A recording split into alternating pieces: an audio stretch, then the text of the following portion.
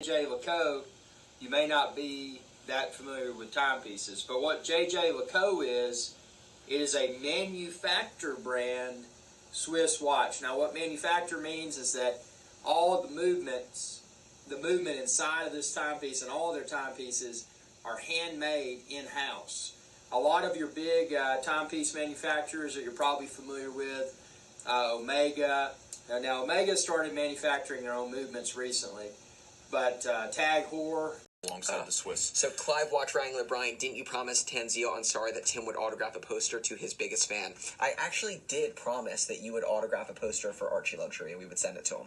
If you have a poster of me, that's the first I've heard of it. Yeah, so no. Is that a thing? So, it's going to be a thing because we're going to have a poster made of you, and you're going to need to autograph it to ArchieLuxury because I promised that we would send one out. I can do, but do we ship internationally? Well, we will. We will. That's the first international gift we've ever given away. Congrats, Archie.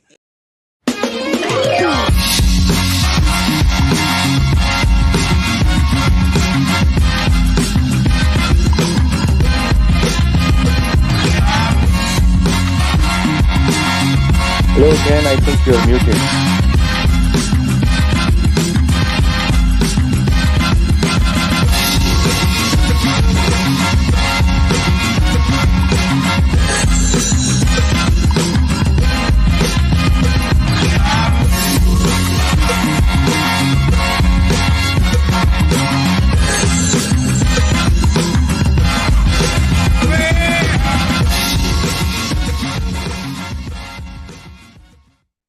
Saad, I always stay muted when we're running the intros.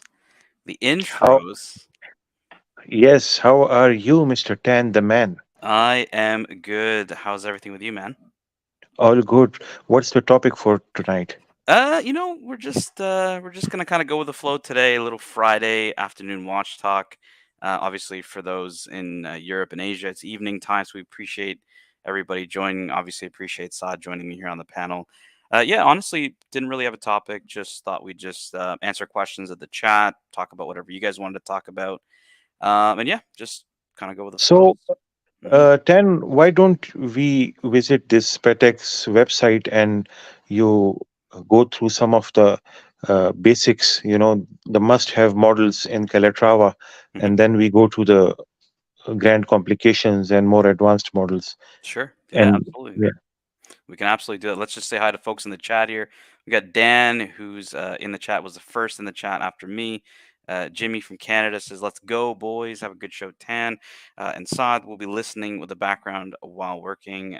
Yeah, Jimmy, we will hopefully give you some entertainment as you do your work. One Unkit says, "Tan the man." And we got Jonathan Quill Higgins says, "Hello and good evening from Germany." Hey, Jonathan, how are you doing? So Saad has a request to go through the Patek Philippe website and start off at the most basic models of what I think would be the must-haves, and then we'll work our ways up. So let's get into it, Saad. So let's click collections here, and let's start in the Calatrava range. So Calatrava's, in this range has been, Saad, it's really been pared down. There's no more what we call reference 96, mm, which is the uh, what we call the Grand Classique in the house of Patek Philippe, which is the modern version of the original Calatrava, the reference 96. So when Archie talks about 5196, it's the modern version of the reference 96, which is okay. it's a simple Excellent. manual wine Calatrava. Mm, But yeah, let's start at manual wine first. So right now, manual wine Calatrava, when you're looking at it, it's going to be this piece. It's the 6119. And this piece has the updated manual wine movement, which you can see here on the screen in the video. And it has the Clou de Paris or hobnail bezel, which is a evolution of started with the 3919 in the 80s, and then you had the 5119. And once the 5119 got discontinued, we didn't have a hobnail bezel version of the Calatrava. So this is the now evolved new release of the 5119 in the 6119 manual wine Calatrava. It's only available right now in rose gold as well as white gold. So I have the rose gold up on the screen, and I'll show you the white gold here as well, Saad. The white gold apparently, allegedly, is it's more rare. There's not as many being produced of the white gold version of it. So I'll stop there. This is the kind of start point. This is your entry level. This is your manual wine. This is, I asked this question a few days ago, Saad, to the panel, like, what's your quintessential when you think of a brand? What watch is it? And when I brought up Patek, most people said the Calatrava. So this is your classic manual wine Calatrava, although not an evolution of the reference 96, but the current only iteration of the manual wine that's in the entry level point. Okay, if you are given the choice between 5196 and this one, which one will you get? Of course, we know that you have a 5196, I Mhm, believe. mhm. Yeah. Yeah, it's a good question. And Archie even asked me, he's like, "Are you going to sell your 5196 at all?" And I said, I would if they created a 6196 that had this movement, which, if you see once the video kind of goes to the movement, this movement is actually, a proper size for the case. The problem with the 5196 is it uses the older 215 movement. And we have our good friend Der Stiefel in the chat who says Patek for life. He hit his watch, the 5134 Platinum travel time, uses the manual wine 215 movement, which is a legendary movement. It's been around since, I think, like either the 60s or the 70s. So it's an older movement. But the problem with that, Saad, is in the 5196, the movement was made for a 33 millimeter watch. So think of putting a 33 millimeter watch movement into a watch that is supposed to be 37 millimeters, wears more like a 38. And I'm going to see if I can find you a picture here of what this looks like and why I say this. So 5196, open case back, if I can find it. And Is I'll it the show it. same spacer issue we have on this mode? Exactly. So I'm going to share the tab. And I think Higgins, this might trigger Higgins to maybe want to join us on the chat, because I know Higgins does not like the spacer here. So this is because the 5196 doesn't have a display case back. It's a closed case back.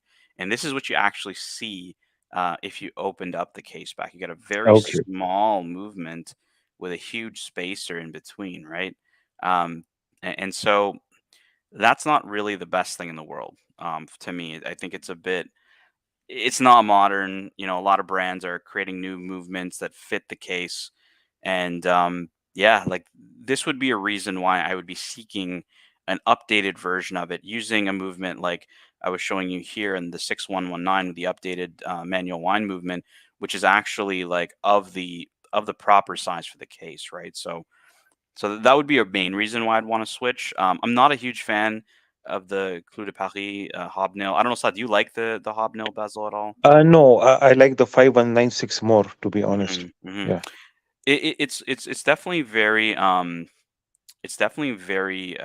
It looks classic. delicate, Tan. I don't know, but if there is a slight ding on this, I don't know if it will be easy to repair it.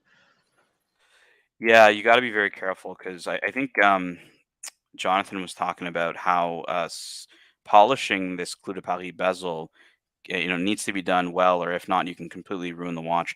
I'm going to show you a picture of its like one of the ancestors of the watch. We have Okay. someone joining us, and I believe that is our friend, Mr. Oh, Mr. Mr. Higgins. Higgins. Mr. Higgins, how Good you to doing? see you, Higgins. I Hey, wanted you hello, to good be on the evening. panel. Good to see you again. It's such a long time that we talked, so You know, Higgins, when I look at some high quality German stuff, you are the first one that comes to my mind. Today okay. I was writing with the Mobla 149 and you were there in my brain all the time. Oh, that is very nice. I Yeah. hope Higgins, that it was enjoyable. I've seen your I love it. handwriting and it's beautiful. It's excellent. the Yeah. cheese grinder bezel, you call it the cheese grinder. No, Um, that is an impersonator. That was definitely not me. that was not you. So I brought up the 3919, Jonathan, and you were into watches when this first came out, I believe in the 80s. Yes. Can you describe to us, how well it? Because if you see this watch, it seems a bit like, who would wear this? Maybe an elder gentleman. In the time in the 80s when this came out, talk to us about how it was received and perceived by the market. I was very, very young in the trade. That was the first Patek Philippe that I really noticed, because of course I was a Rolex fanboy and it was Rolex. What was significant to me was that suddenly many people were asking about Patek Philippe, and everybody was asking about this particular model The manual one, I remember it was 7,500 Deutschmarks. As a comparison, when I started a GMT Master, was 2,700. So it was 3 times the price of a GMT Master. Wow. And I remember that that many Patek clients were thrilled that Patek would offer such an affordable watch. So from what I gathered was that this was a pretty good deal in the Patek world, and we sold them like hotcakes. That is what I remember as well. And this was a 33 millimeter watch. So I kind of showed Saad. He asked me the question around like, would I trade or would I get out of it? And this is really, I have it on the screen here, the open case back with the 5196, which shows the 215 movement, right? I have the same. I have the same image just in the background. Because I wanted to poke you with that. Come on, guys, have a look at this. And this is Patek Philippe. This is really shameful in my opinion, and I wanted to poke you Patek fanboys a little bit with that. Yeah, and this is why I kind of told Archie. I said, because he's like, "Are you ever going to sell it?" And I said, "Well, if they update the movement to being what's in the 6119, which is the latest manual wind, and you can see here from the case back, they have an open case back, and it's of the size that's appropriate for this watch, which I believe is a 39 millimeter watch.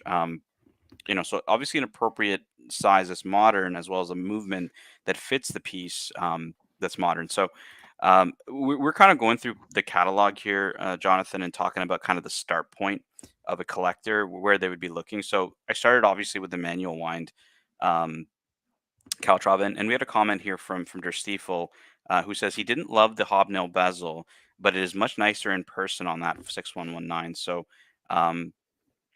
he says the 39, but it wears a bit like a 40. So definitely not going to be a small piece if anyone's looking for a dress watch. But that's kind of where I start is the manual wind 6119. And then, then you can kind of go to a bit more traditional automatic pieces. So let's pull up the 5227. I'll pull up in rose gold. So history on this piece.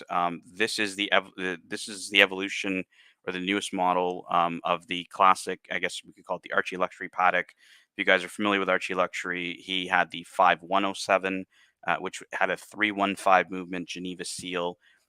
It's the next generation was the 5127, which Archie owned 2 at the same time. I don't know why he did that. Owned 2 of them at the same time. That had a transition from the 315 movement to the updated 324 movement, and then now Thierry Stern took over Patek at a certain point from his father and created this piece, the 5227 side.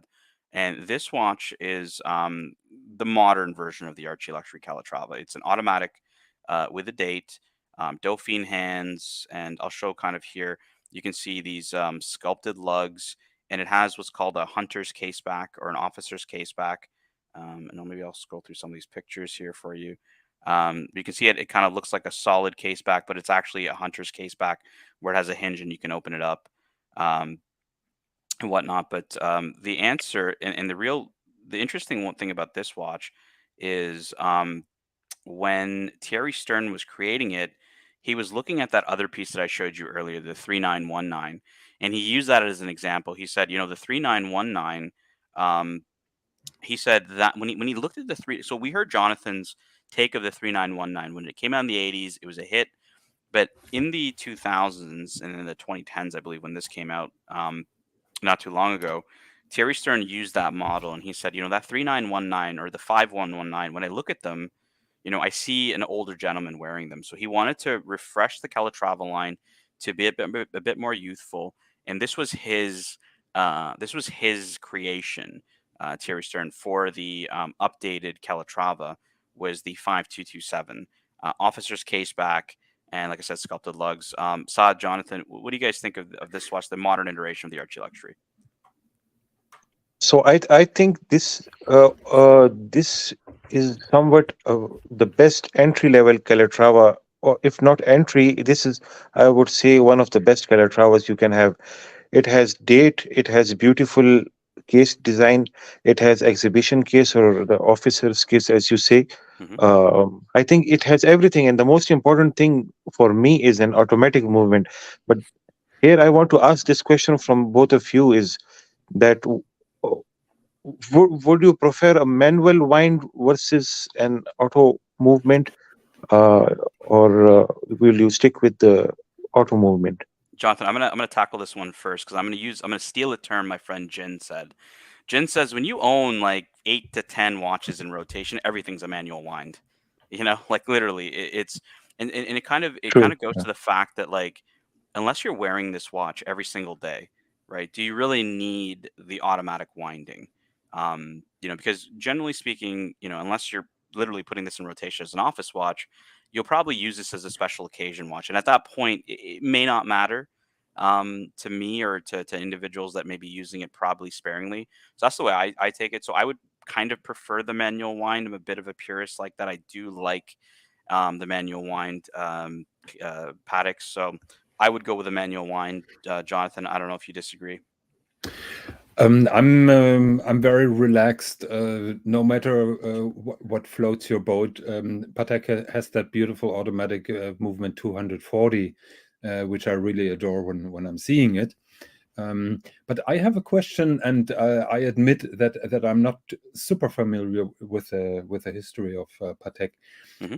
Tan, you may know that one of my pet peeves are those crown guards on those Calatravas. Hmm. Is that something that Thierry Stern brought, or that was by Henry Stern? No, that was I think it was Philippe Stern actually.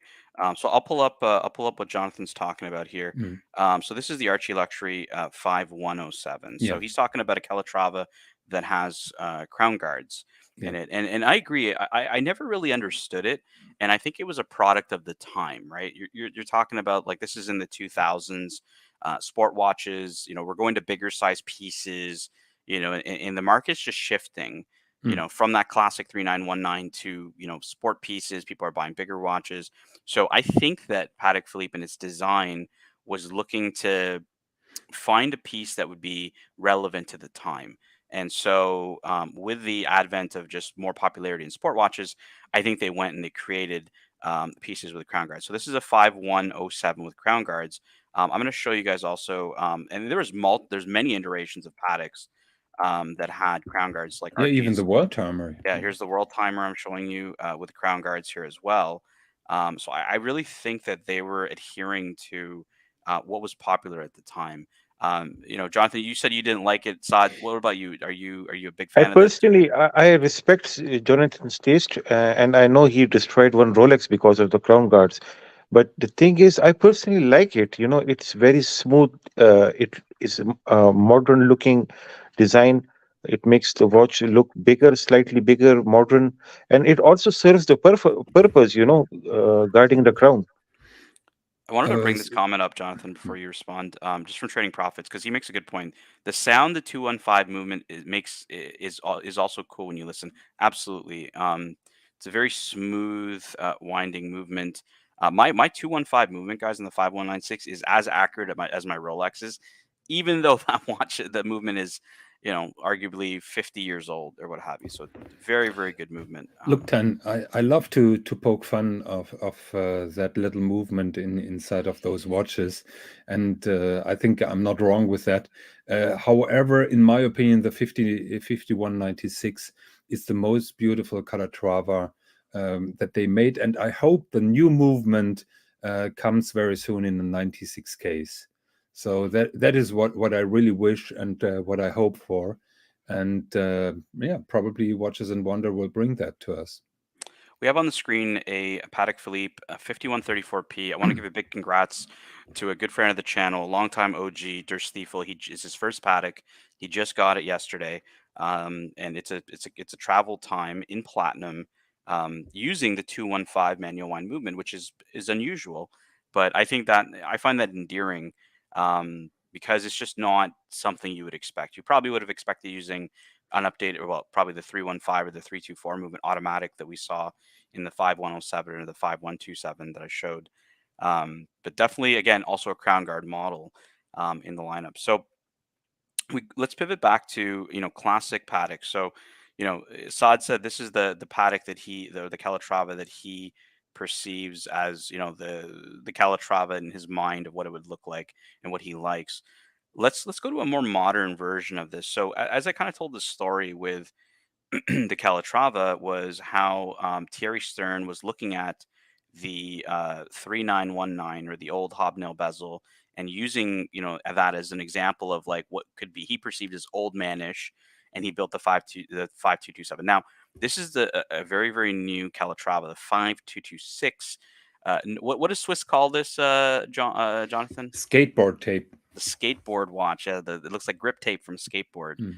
Or some people say it looks like asphalt on the dial. It's a beautiful textured dial. It's got syringe hands, Arabic numerals, and it's got Clou de Paris here on the side of the case, which is really cool. I love that design, actually. I think that's very smart, very sharp. But guys, this is, I think, the next level modern interpretation of the Calatrava. It is a dress watch, but if you see, it's not on a, for example, an alligator strap. It's on a more casual strap, and just has simple design cues that are classic Patek, but also very modern. What do you guys think? Do you guys think this has modernized the Calatrava? Do you guys hate it? Like, what do you guys think of this one?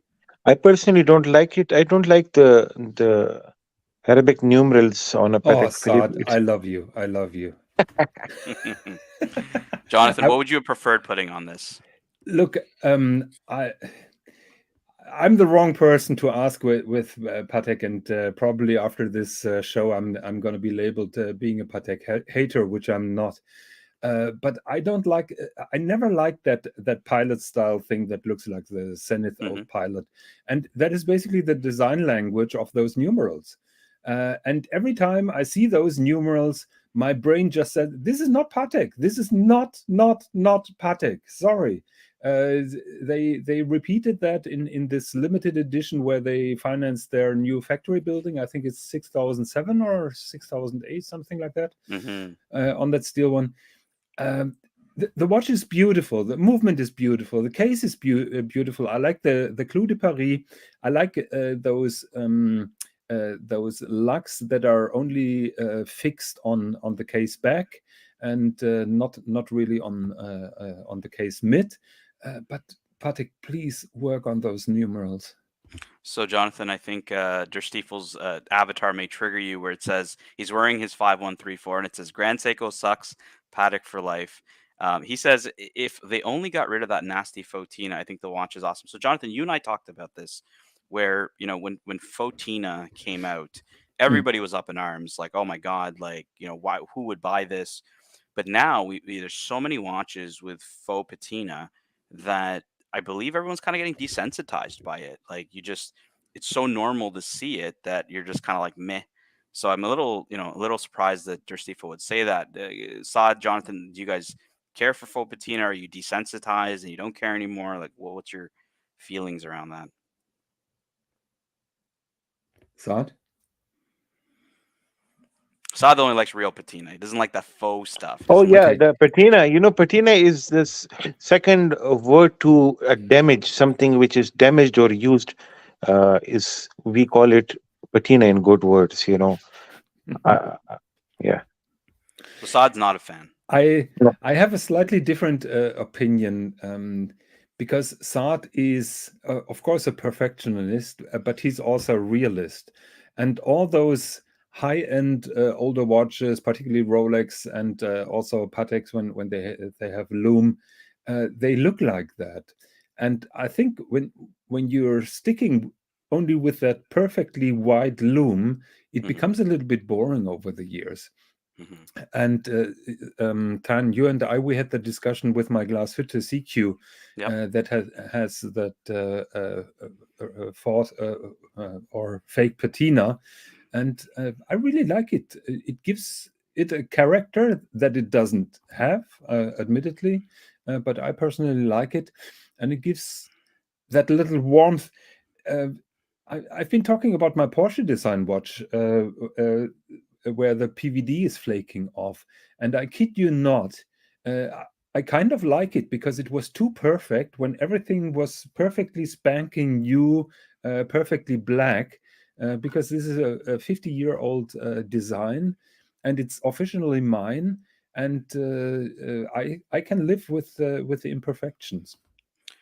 So looking at like the Calatrava line, like I mentioned, it's pretty slim. Like, I'm not really gonna go through the mid-size pieces, but if you're looking for a Calatrava, and 11's made some great comments. 11 owns the 6119 and thinks it's obviously very romantic, from the manual wind, and loves loves the design of it, and the move, the new updated movement.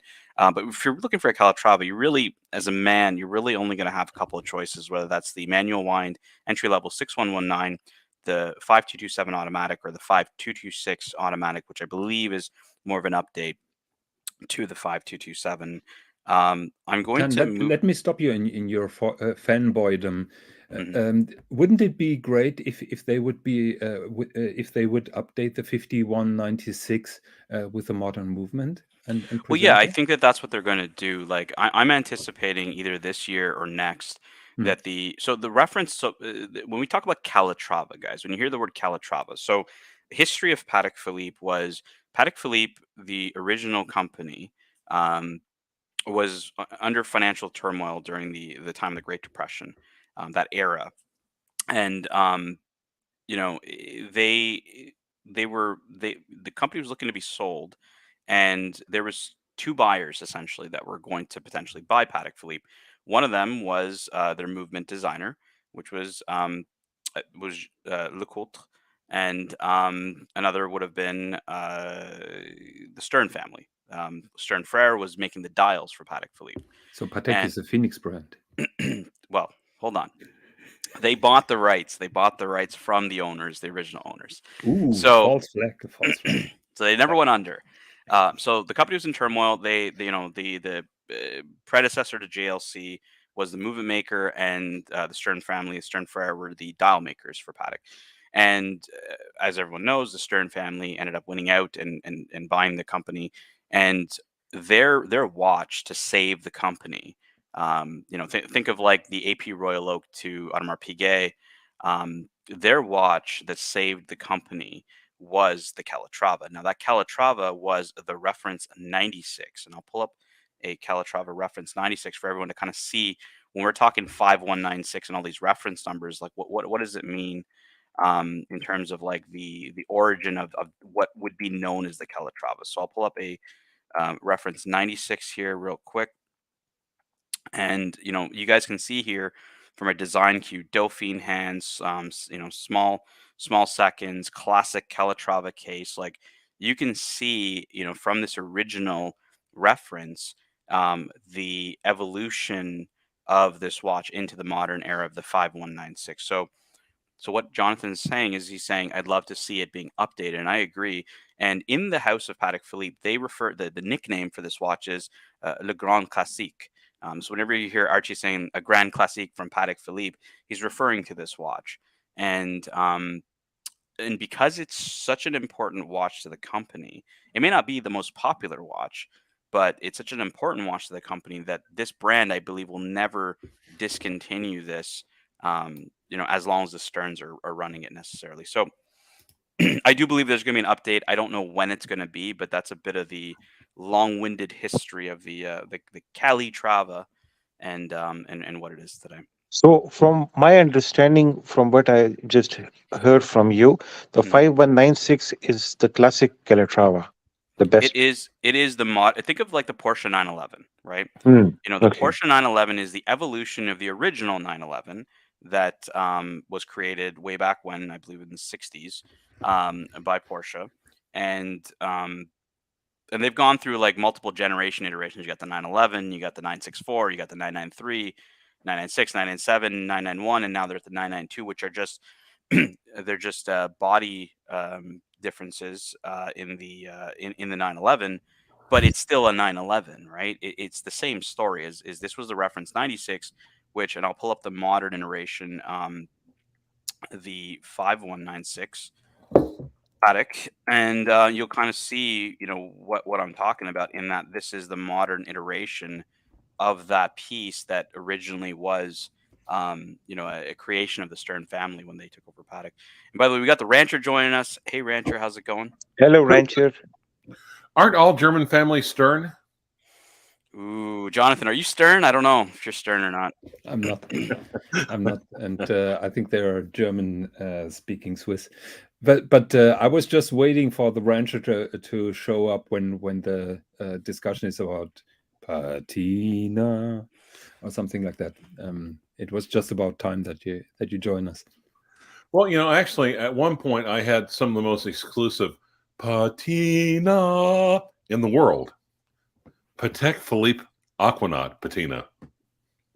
Why was that so exclusive? Because it's Patek Philippe patina. Okay. So this was a comment from our friend Raymond Zhao, who says, Patek never really appealed to me, although I do admire them. My favorite Calatrava is probably the 5298P-012. I have it up on the screen. Saad, you like your gem set watches. Classic. Would you wear this? Or is I will this wear this every day. This is a beautiful piece, Dan. I don't disagree. I think it's definitely a very classy piece. I'd probably be dressing, be a little dressed up when I'm wearing this. I wouldn't be walking around Oklahoma in my jeans and my or my shorts and my t-shirt wearing this piece. But hey, or you could be in New York and just wear it with a tracksuit and no one would look twice. Exactly. If you touch with that bezel with your finger and you go around it, it's smooth. It's almost like a solid metal. Seamless. So, yeah, it's seamless. Yes, so it's seamless. This is a good comment from 11. He says, remove the hobnail bezel, and the 6119 is very similar to the, I think he means the 5196. But I do think all Calatravas have some ties back to the 96. Absolutely, they do. Even looking at this Calatrava that Raymond Zhao has talked about, if you look at the case shape, it's very much a Calatrava that would be in the 5196 and other pieces. So definitely. Jonathan, this is how we actually test the aftermarket bezel versus genuine bezel on Rolexes. We just feel it through our hands. If the settings are smooth, the diamonds are set, at same height, that means it's the chances that it's an original bezel diamond. Yeah, I was doing the same for years. Yes. Our good friend Feller is talking about a heavy hitter here. So we were starting in the Calatrava range, but I think he wants to pull up a heavy hitter. So he's asking Saad thoughts on the 5204R gray. So this is a rattrapante perpetual calendar chrono. So obviously it's a split second chronograph perpetual calendar Patek Philippe. I believe this is 40 millimeters in size. Obviously, one of the best complications of the grand complications that are out there. He's asking, what are your thoughts on it, Saad? So, Fella is a class apart. He has beautiful day dates. He has a beautiful Richard Bill. He has beautiful Patek Philippe's. And this, I believe, is extremely, extremely beautiful watch. I mean, who would say this isn't, split seconds? What else do you want in life? Minute repeater? The minute repeater is an interesting one because not everybody has a lot of love for it, right? And Jonathan, I don't think a lot of people even know the difference between a minute repeater, a grand sonnerie, and a petite sonnerie. And it's interesting when you think about those different chiming complications where the difference on a minute repeater and a sonnerie is the actuation, right? Is you actuate the minute repeater, whereas the sonnerie is ongoing unless you put it basically in silence mode. And obviously it's different intervals of what they chime between the petite and the grand sonnerie. But why, Jonathan, do you like the chiming complications? No. I was just being a smartass. In my opinion, this Patek is close to perfection. If it would have a Lange chronograph movement, it would be perfect. Of course. Of course. You know what? And let's get them. That maybe gives us our segment to pivot away from Patek because I don't want to bore everybody with Patek talk, and references and stuff. And when I'm by myself, I can definitely do that. But we do have a pretty diverse panel of experts here that have had a lot of different pieces. Clyde, you've owned obviously Mosers, you've owned Pateks, you've owned APs. I want to let's I don't know, Saad, would you rather pivot to Lange or Moser? Pick one, and I'll pivot to that. I think Lange, but before that, I want to ask a question from Rancher. What do you think about Marcelo Dubuis and Dodger D4? Nice. I don't know if our buddy Rancher has much to say about Dodger Dufour and Marcelo Dubuis. All right, so I have the Lange site up here for us. Which lineup side do you want to start up with? We got our boy Higgins here. The one that Higgins hate, the Zeitwerk. The Zeitwerk. Okay, let's start with the Zeitwerk. You sound a little bit like Mr. GMT, Saad. All right, love you, Higgins. It's the You same, know that. It's the same modus. I like it. It's a stunning watch, you know. It's a engineering marvel. Talk to us about the Zeitwerk, Higgins. You know, what are these pieces? What makes them special? Why What do should you I love talk about them? the watch? Because you're a resident. So I talk about Pateks I don't like either. Like, you're a resident expert. You can give us your opinion. Your opinion's valid. Yeah. So just for the people who are not familiar with, my main beef or my main problem with the Zeitwerk is the digital display, because I can't get over in my brain digital time display equals to quartz watches in my brain. That is me. You don't have to agree with me, but that is my problem, that I can't really love this watch. However, if you take the normal Zeitwerk, the one on the left, and if you turn it around, you see, I think, 32 internal angles on that central anchor part. And that is just gorgeous, because Lange usually doesn't do internal angles.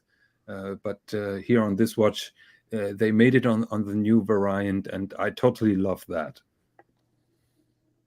I've seen one of these in person, and I absolutely loved it. I put it on the wrist, and I thought it was just a cool watch. Now, let me ask you, JJ's ruined this watch for me. Has he ruined it for you guys as well?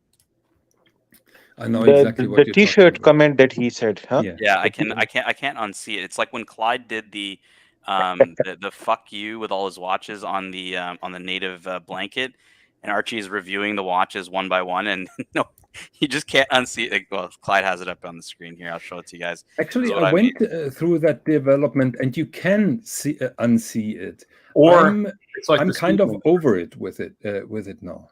Or the Speedmaster. The Speedmaster, once someone brings the cock and balls at 12, it's like, oh, God damn it, why did you tell me that? Yeah, so what we're referring to people in the chat is, if you see the dial of this, it looks like a fat guy in a t-shirt. And yeah, it's something I just can't unsee now, and it's kind of ruined it for me. But aside from that, I do like the aesthetics of this. This looked great on the wrist. Jonathan, what do you hate about this watch? Because you seem to be the one who's not interested in this one. I just said it. It is only the mode of display. Everything else, the technology that is behind it, and the engineering, finishing, everything is perfect. You have to keep in mind, to move those big parts, or those big rings, or those big dials instantaneously at the end of the minute or the hour. Requires a lot of power, and they went very far to conserve that power, release it at the right moment, and then they have a kind of air brake that then deletes the excess energy that is still left in the system. So they really went far in terms of engineering. This is a zinger of a comment here. Lange has great movements, but I just can't get past the monotone case design that is the same for all of their watches. He feels they have no personality. I would ask 11 that what do you think about 1815 Tourbillon handwork? Cunt. Handwerkskunst. Well, we'll definitely get. Let's move away from the Zeitwerk here, because I think we have a user question by Fella who is asking about a Lange on EWC. And I pulled up a European watch company, and I see a couple of Langes. So maybe you tell us which one you're talking about. I asked them to send it to me on WhatsApp, and I could pull it up. Okay. He says the big boy lumen. Is there a lumen that's on there or not? I can't see one, unfortunately. Maybe it got sold. Maybe it. Is he talking about the Zeitwerk lumen or? We got the bear in the house Friday afternoon with the bear. Upvote hey, and bear. support these Join us. Hey, I need somebody to help me against all those Patek fanboys. I don't know if Bear is going to go and support Lange over Patek, but I'll drop the link in case Bear wants to join or anybody else. So we're going to move away from the Zeitwerk. We've talked a bit about the Zeitwerk. Saad is Let's go to time zone. Time zone. What do you think about time zone? Oh. I hear the rancher is not happy. Okay, what about time zone? No, I was saying, oh.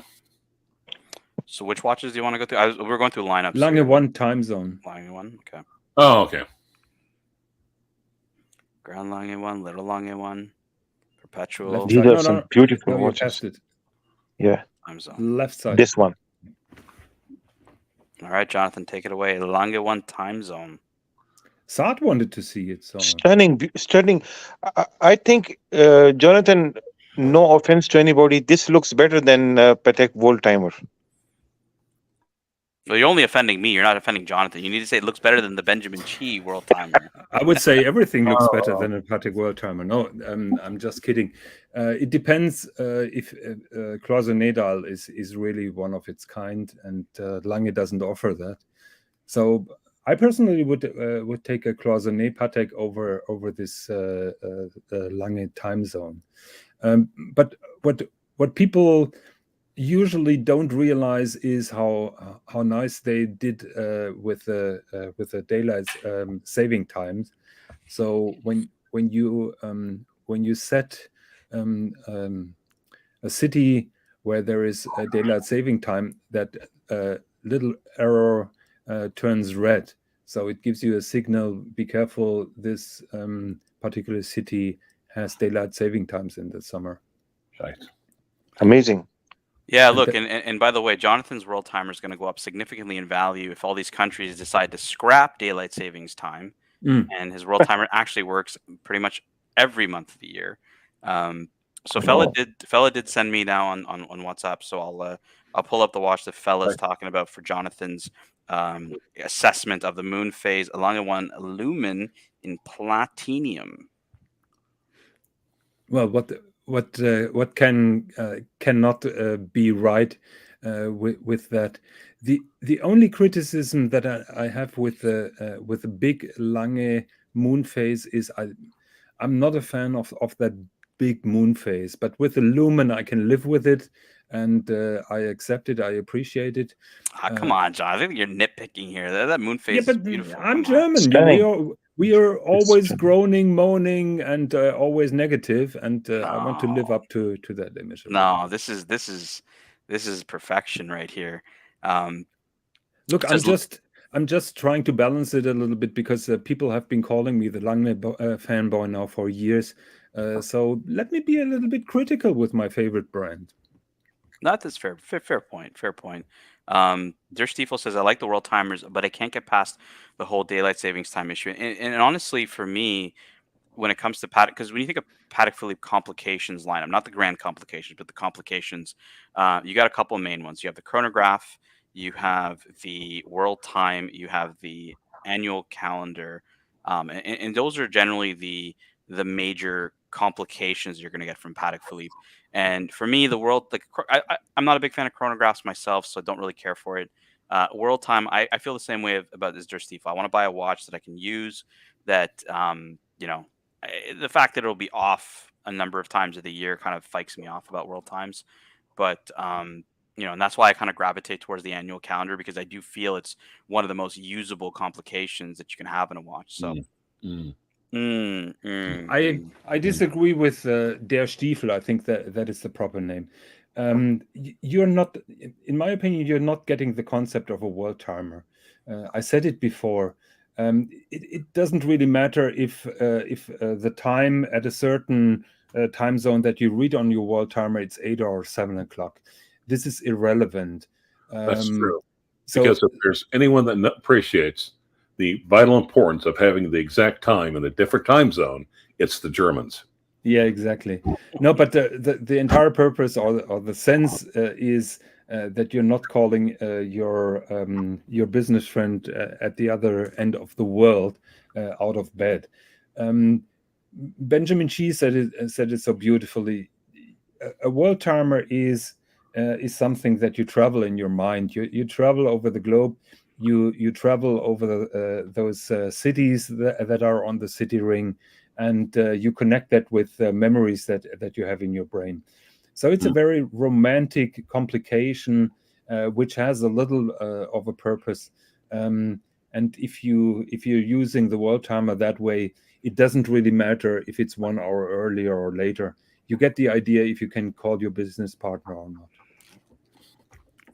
I don't know if this is the watch that Saad was talking about earlier. Wow. Okay, how do you pronounce that last word? Handwerkskunst. Gesundheit. I know Kunst means art. Kunst means craftsmanship, art. Yeah. Art of craftsmanship, yeah. Yeah. 11's asking, Tan, is weekly calendar Calatrava or complication? It's actually not listed under the Calatrava, and I'll show you. Good Lord, I've been calling all my exes art this entire time. Jeez. So I'll go through it with you here, 11. So if you go to the collections on Patek Philippe and you go to the Calatrava section, it's not actually listed in the Calatrava section. It is actually a complication. So if you go to the complication section, that's where you're going to find the weekly calendar. It is a complicated Patek. But yeah, that's Patek Philippe. I wanted to go back to the art of craftsmanship. Saad, you asked about this one, I believe. Yes. So your opinion on this, especially Higgins. Well, they also have it in rose gold, I believe. I think so. What do you expect from me? It's an engraved dial in one of the most beautiful watches Lange ever made. So what do you want to know about that? This particular watch is, in my opinion, only surpassed by the Lange 1 tourbillon, not perpetual calendar. Yes, I was actually talking about a tourbillon. Tourbillon looks even beautiful, Yeah, but you've been talking 1815 tourbillon, haven't you? Yes, exactly. Yeah. So Tan is in the wrong product line. I'm just gonna. I just looked at the word Handwerkskunst, and I was like, I'll just pick this one. But Trading Profits does have a request asking if we can please look at. And Jonathan, you and I like going off the beaten path, looking at things that not everybody's looking at. So he's asking to look at the Patek Philippe 4947 steel on a bracelet. I know this watch, and I'm going to pull it up here for everybody to see. Beautiful. Can I just echo 11's comment? He says, Jonathan, you're so right. I love my world time for those exact reasons. So I'm happy that I'm not alone in my perception and my interpretation of a world time. Mm-hmm. So we got a Patek that not everybody looks at, annual calendar with the moon phase on a bracelet, 38 millimeters. Interestingly enough, it's still using the 324 movement. That's what I was checking to see that some of these Pateks have been updated, but this is still using the 324 movement, which is older. And will you allow me to say something? Of course. After going from the Lange's photographs back to Patek, I think like it's switching from Mercedes-Benz to a Hyundai.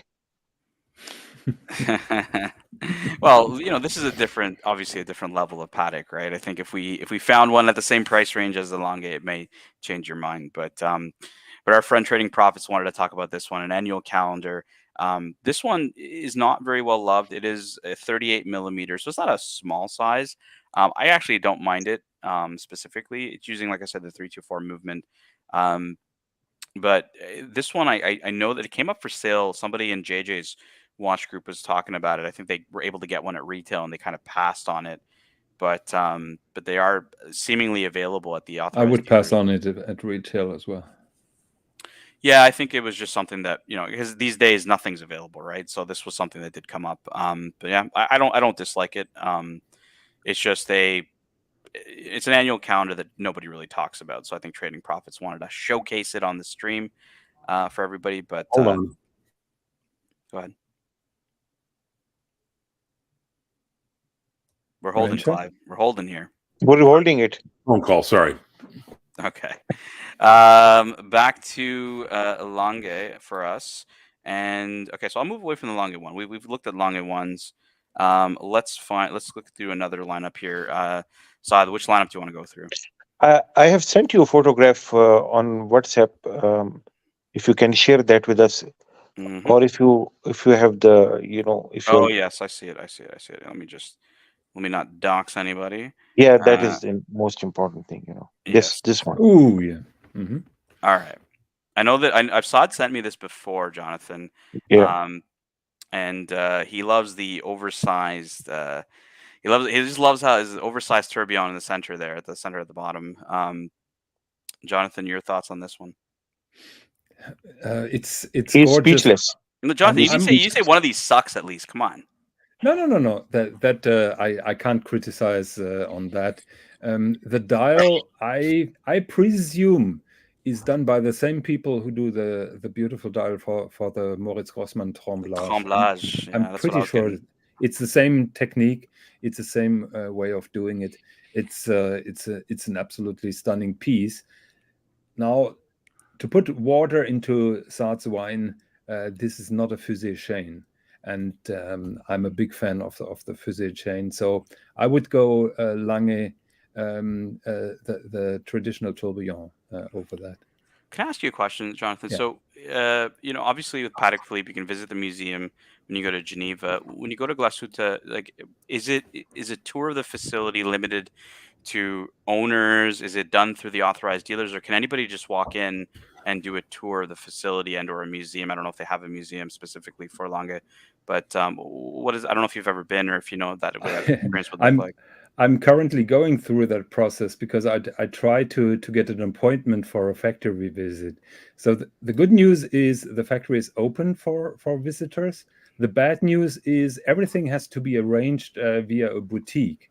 And my problem is I'm not a boutique client. I purchased 2 of my 3 Langes secondhand and 1 from an AD. So I'm not a known client from a boutique. Mm-hmm. Having said that, I have a plan B. So I'm waiting for the call from the boutique in Dresden. And if they tell me, look, we don't that only for existing customer, I have a plan B, which I will then pull, but I'm not going to talk about that here. The plan B is you will make an underground tunnel and you will pass through that. Yeah. No, it's lower effort. Yeah, because I think Jin said that either Nomos or Glashütte Original had a tour available that didn't require a use of the authorized dealer to get in. Because obviously he wanted to go to Lange, but he said that he needed to go through an authorized dealer to actually get access. So I didn't know if that was the actual process or not. So that is the official process with Lange. My plan C is I just show up and ask them, don't you know who I am? I'm a famous YouTuber. Famous YouTuber. Yeah. Yes, Jonathan Quill Higgins. Clivers is obviously getting a little tired of the dress watches. So we're going to pivot a bit to Rolex. Everybody's favorite topic, the Watches and Wonders previews. I'm pulling up Hodinki's article here. We've got a solid gold, a GMT Meister 2 on a Jubilee, guys. What do you guys think of this? I think durability-wise, this is a little scary watch because the Jubilee bracelets, tend to get scratched very, very easily, whatever sort of lengths that it has. But it's a beautiful watch. And now back to Clivers. Well, not the modern ones, though. Actually, that's old ones. As a matter of fact, I've just actually had to send a bracelet for my 1603 off. I've actually been hearing things about Rolly Works over in Miami, so hopefully they're receiving it today. But yeah, nice. And of course, as you know, back in the day, Yes. I'm just waiting for your rant now. If Rolex really introduce this model in now with the Jubilee bracelet, that is really the lowest effort that they can go. Well, yeah. I've come. It's like the host of this channel. I expect no further effort. Of course not. Of course not. No. ArchieLuxury is he's greedy, and I mean I can't even do it. You need to do it, Clyde. I can't do it. Actually, Jake Ehrlich still has me. He loves to quote me on this one. Okay, just as humans and chimpanzees have 95% similar DNA, it's arranged slightly differently. It's the same with ArchieLuxury and Rolex. Whereas Archie is very lazy and a little greedy with an overwhelming sense of entitlement, Rolex is very greedy and a little lazy, but also with an overwhelming sense of entitlement. So, yeah, I'm not surprised. And actually, I'm teasing with this. It's good. It's a good look. It is a good watch. Watches 63 made a nice comment, but now hearing me that I criticize them for their big moon phase and for the lack of a fusée chain, maybe my chances are now low. So well, hey, it's an opportunity. So the Swiss and John show is run by our good friend Jonathan Quill Higgins and Swiss on Saturdays, and I believe tomorrow you guys are doing it 9 p.m. German time, if I'm not mistaken. Yes. Can you quote the title of the show, or should I do it? Why don't you do it? Because Swiss and John show episode 53. We are dumb and clueless and wasting our money on shitters. There you go. By the way, Watches 63, you have a beautiful watch. It seems to be 228206 platinum date 840. Beautiful. Nice. So for me, guys, I think that this, I really like this. To me, solid gold, GMT Master, Jubilee bracelet, like this, whether it's low effort or not, like to me, this is a beautiful piece and something I think that, I would be interested in because I do love the look of this GMT Meister. Well, and if you also stick like a infinite number of lazy monkeys in front of an infinite number of broken typewriters, eventually one of them will write luxury to last. We got a salmon dial. Salmon is very popular, boys and girls. Oyster Perpetual. What do you guys think? Are we done with Oyster? Do you really think they make an Oyster Perpetual with gold hands? I don't think so. They used to do that. Yes, you're right. They used to. I like it actually, and of course Explorer dial. So I don't think. But if they do that with 41, that a lot of people are miffed at the current Explorer only being 36 millimeters. Mm-hmm. If they can get that in 41, that might satisfy a few itches. Maybe they're getting reasonable and continue doing that in 39, which was the perfect size. Well, I know you look back favorably towards 39. Oh, wait, sorry, I misunderstood. Yeah. Yeah, I mean, look, salmon's very popular today. It's not out of reach for them to do something like this. And yeah, I mean, I think they're going to use obviously one. I think on poor watches like these, the Oyster Perpetual, this color doesn't look too good. On the expensive watches, yes. Yeah, it's a fair point. It's a fair point. This is the 369 Oyster Perpetual. One of the. Dan, I have a question, and I'm reading the discussion about that teaser, and there is one section which has me confused, and I would like to ask the panel and also the people in the chat what they think of it. I think a little bit above is that little trailer.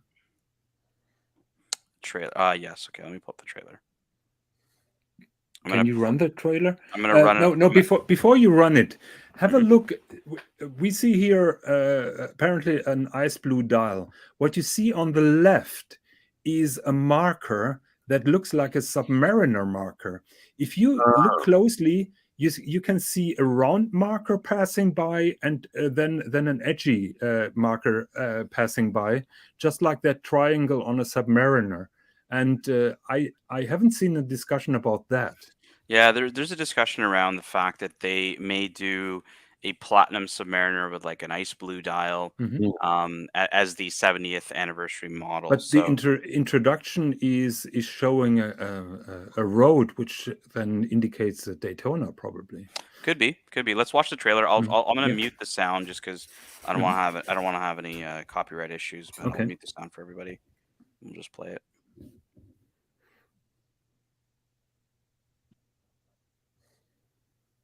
You guys don't have to be silent. You guys can talk if you want. Yeah. No, we don't want to have our copyright issues also. Yeah, exactly. Here you could see the two markers in a But glance. it's easier. It's easier to get to the top of Everett's than it is to get a Rolex. You're right. Yeah, at retail. Your bones will turn to sand and dust before they call you on the wait list. Oh my God, let's go back and redo it. Let's go back and redo it now. So here they're talking about a 6263 inspired solid gold Daytoner as an option for this year. What do you guys think? Looks bloody good, in my opinion. Agreed. Todd, you a fan? It's okay. I've seen this something like that before. But it's almost too much effort for Rolex. I'm sorry, but Yeah. I'm not like, yeah. and I almost It's not too special, I would say. You don't Nothing like it, special. Dan? It doesn't do anything for me. Okay. Yeah. But it does it do less than nothing for you is the question we all have. No, it doesn't do less than nothing for me. It just does nothing for me. John Galt says, even if there was an 80 at the top of Everest, there's still a waiting list. Who's John Galt? Don't know. He's a fan of the channel. I do know John Galt. So here's the next one. Now we're getting to the titanium. They're talking about a 40 millimeter sea dweller. That is just wishful thinking. Well, I don't think. Hey, John, if you run into Daphne Taggart, tell her I said hi. So, Jonathan, I don't know if it's wishful thinking because, I mean, they made the deep sea challenge in titanium, right? They're not just going to make... No.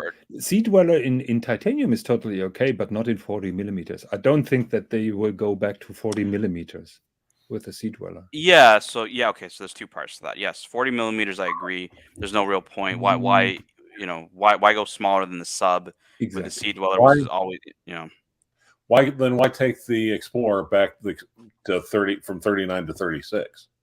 Because it's an Explorer. Got a question here from Loose Tooth for your Rancher. He says, the Rancher, you mentioned Rolly Works. What are you having done service, case, or bracelet repair? I've used them on the 16713 root beer for service/case repair with good results. Bracelet repair. I'm having them tighten the bracelet on it. And if I like what... Go ahead.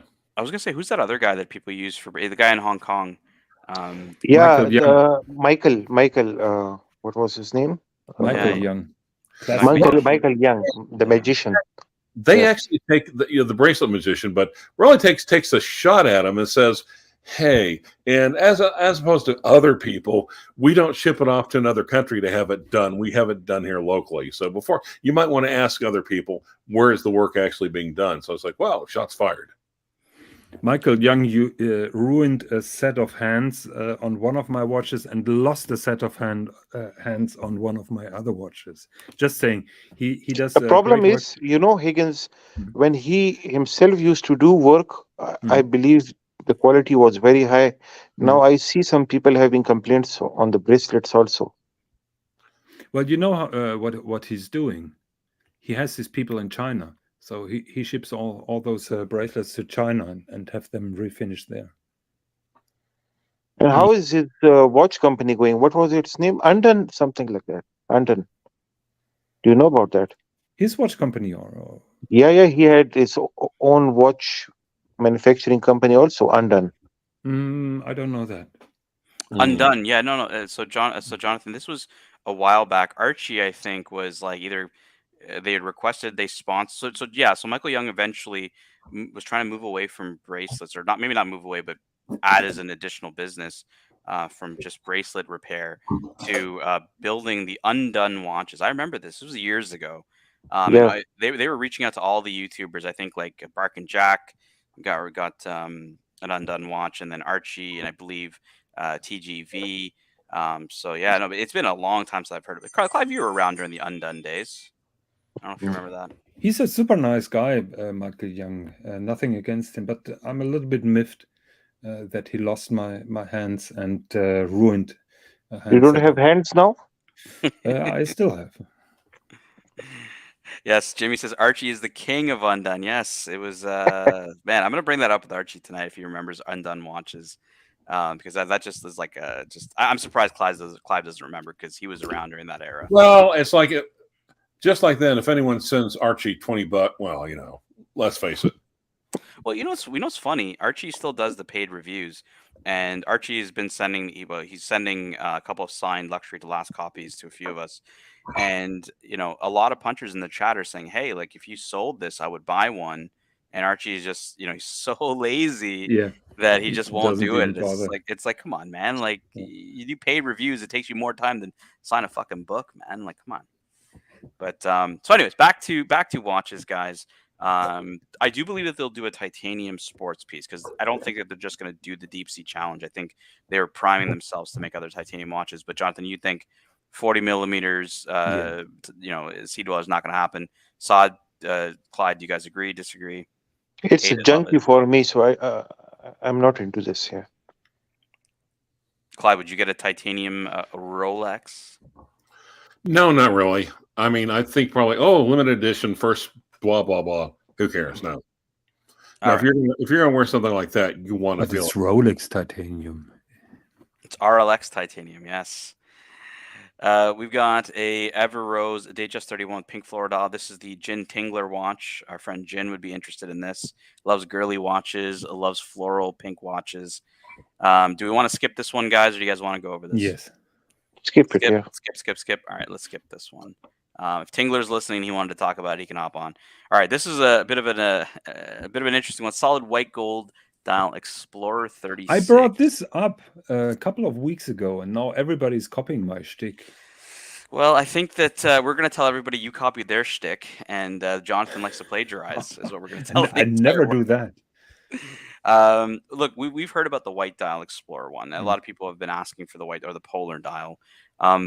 So the size is 36. So they're going to keep the same case as the steel version, but go solid gold and potentially polar dial. So maybe with this, thoughts on this piece? You guys like it? Do you guys hate it? What do you guys think? Hate it. Yes. I would love it with black dial and an oyster flex, because that would be a totally new price bracket for Rolex. Something in between the steel models and the solid gold models. This what I agree with. Yeah, I agree, because this is too much work for Rolex. They would do the oyster flex and then charge twice as much. Guys, for me, like when I see the Explorer, I was always like, I like the history of the Explorer. I mean, as much as it can be a bit controversial, but it is a piece that's existed for a long time. I do love the 1016 Explorer. It's one of my favorite, vintage watches. And I don't know, for me to see this one go into a solid gold is just it's a bit, I don't know. Dan, you don't understand the strategic moves that Rolex do. So they will introduce this in gold with an oyster flex just to test the market and to tease the market. So they're not taking one of their most popular models, like a Submariner or GMT Master, and put it on an oyster flex.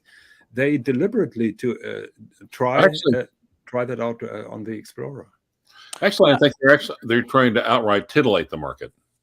I absolutely understand that. To me, again, as somebody who loves the Explorer One line and sees it as the tool watch and has, it's been a historic steel piece, to see it come out, in a solid gold version, a true, luxury version of it, to me, it just kind of breaks away from the history. And look, they did it with the Submariner, done it with other pieces. Like, I know they'll do this, but it kind of just doesn't appeal to me in that way. Like when I want an Explorer One, I want probably a classic size 36. I want steel. I want the classic dial.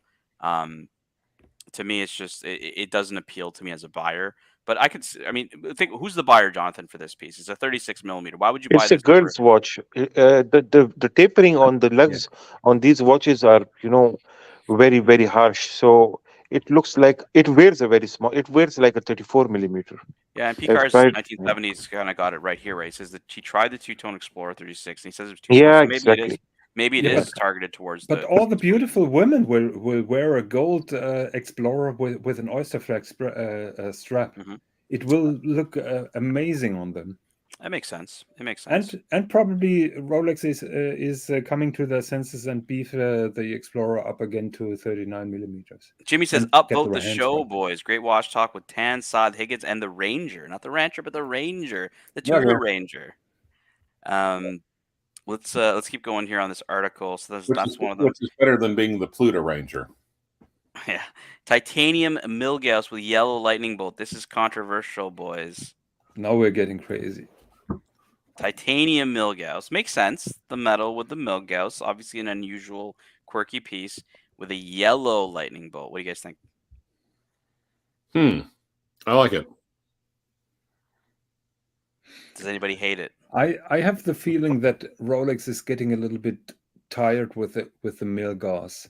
I think it's not their hottest model, not their most successful model. So putting a new variant in a new metal sounds a little bit odd.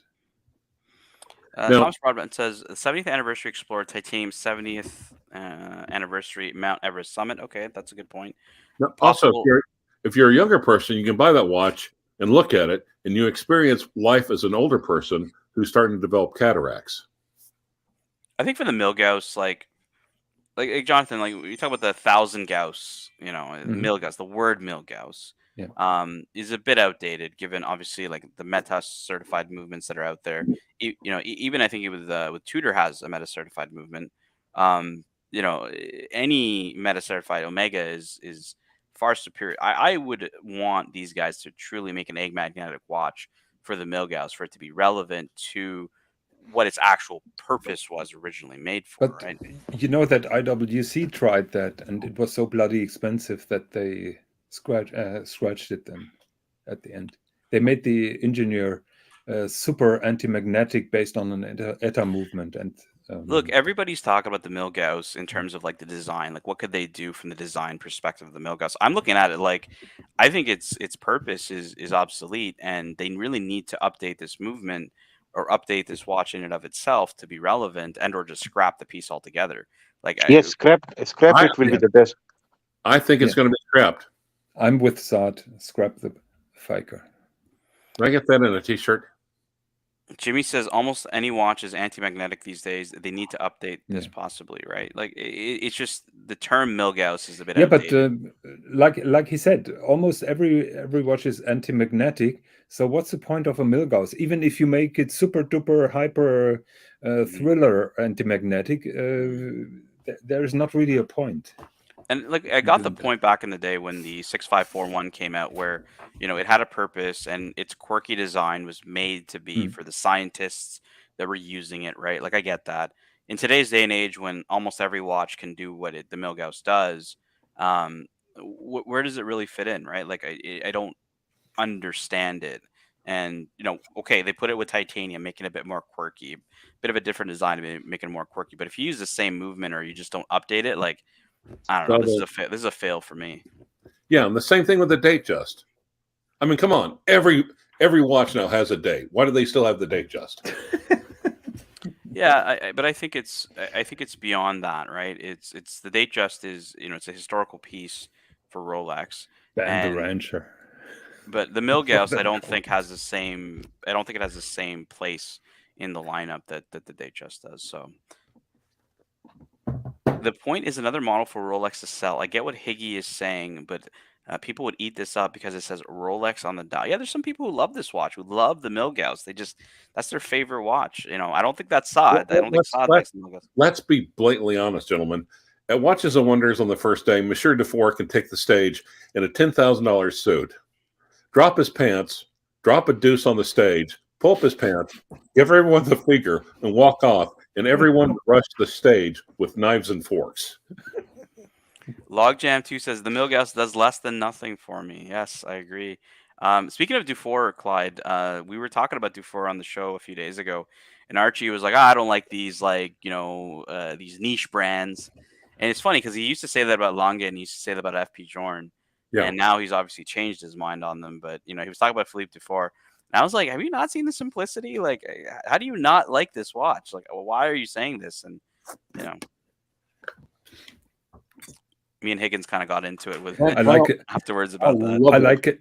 I like that Stephen Forsey is the brother of Gröbe Forsey. Right. Yes, yes. I don't know if Hodinky, if there's still. I don't know if there's another I watch. think Oh, most yeah. of the watches that we just saw are all frivolous. They have nothing to do with real life, but it's good for discussing these imaginary pieces. Yeah, it's good for a Well- little fun, right? Well, just a little trade secret here, just a little insider information. A tube number 3 or possibly tube number 4, there's a possibility that we're going to get Daniela Defour together with Nicholas Agonor.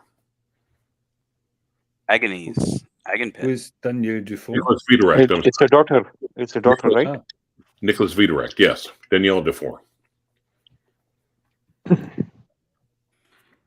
I wanted to pull up this piece. We talked about this the other day, Jonathan, but a couple of the guys weren't on the show. It's the Peterman Bida split-second chronograph. This is the answer, Clive and Saad, to the datograph. The Swiss answer to the datograph, as Peterman Bida is trying to allude to with this piece. I really like this one. Jonathan liked it, was a bit out to lunch on a few things, being German and never going to love something completely. I think the Lange brand itself is so strong that you cannot compare that with this watch, you know. Yeah, but Saad, you have to keep in mind that they make 10 of them, and I'm hearing that they're totally sold out. So good for them. And So if you are selling just 10 watches, it's nothing rocket science, you know. I can sell 10 watches tomorrow if I make them. to make this kind of quality, it's hard. It's tough. Let's pull up But the movie here. problem with watches, we want some name to it. You know, the prestige is in the name. The branding is very I understand. important. No, but independents are getting bigger and bigger. You know, the more I look on that movement, the less I really can compare it with Lange. Now, Yeah, what the is- other.